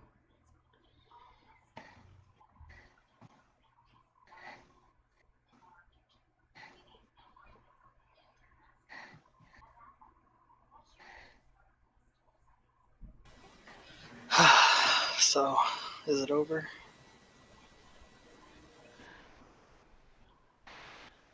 You see a sad look sort of come over his eyes. Our battle is over, brother, but not the battle against the enemy.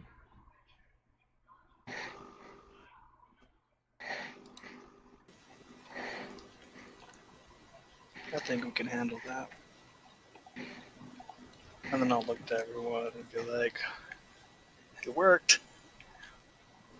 My brother. Yay.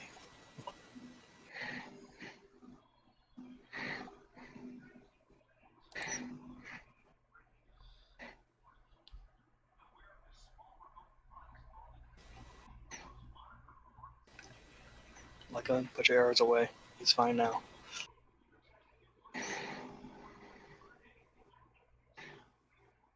I'm just gonna casually and slowly put my short sword away, but I'm still gonna keep my knife out.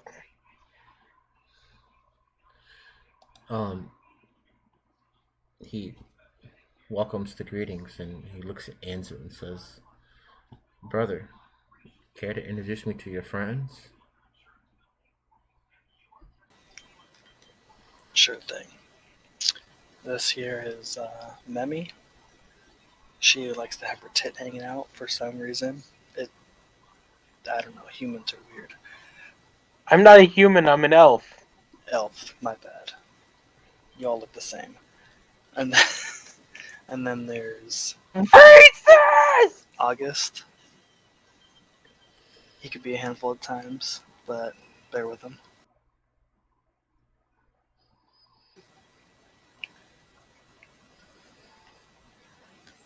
We have Baka. He's pretty cool. He's hanging back in the other chamber. But you'll meet him later. And then there's Lucklin, faithful companion that I've been traveling with since the beginning.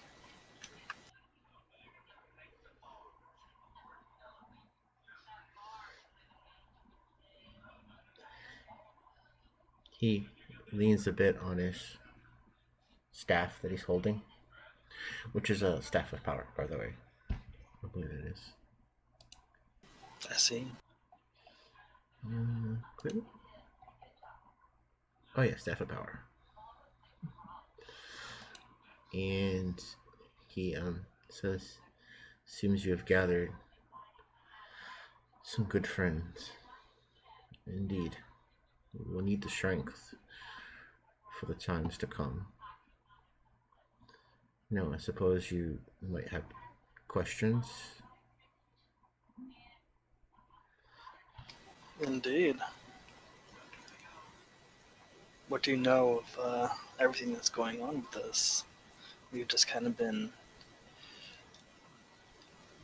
barely making our way through, finding out a little bit as we go.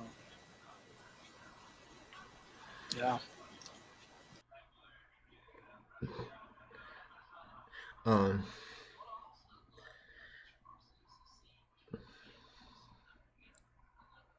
He sort of looks down on the floor. Do you remember that day, brother? Yeah, it's a little foggy in some areas, but I remember it. I don't know how we got separated in that fog, but something changed. I became possessed. Became the puppet of one of the Valkyr. Trin. But do not utter his name lightly.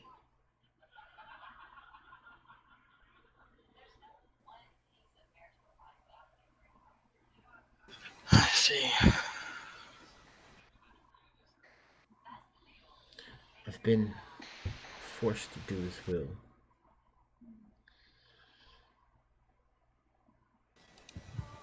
What things have you done under his control? He is planning to make a return to the material plane.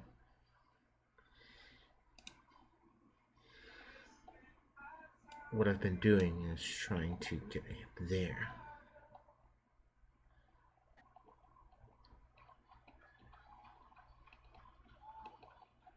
Do you know how to stop him? We'll have to face him, one way or another. But until then, we'll all have to gain strength.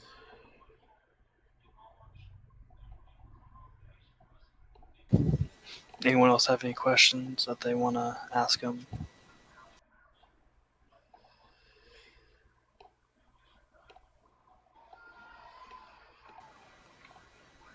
As I have a arm around his shoulder. I'm now gonna put my dagger away into the bag of holding between my tits. And then I'm going to look at him and go, I bet I could have taken you. It would have been a fight. Yes, it would have. Gonna meet me in the arena later for a sparring match?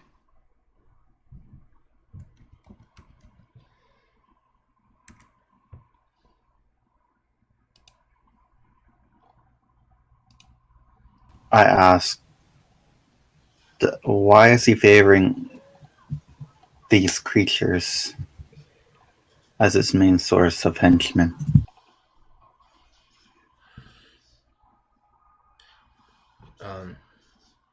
He looks around and says, as he looks around at the dwarves, sort of gestures widely at them. The cult of Trin, the mind flayers are his creations.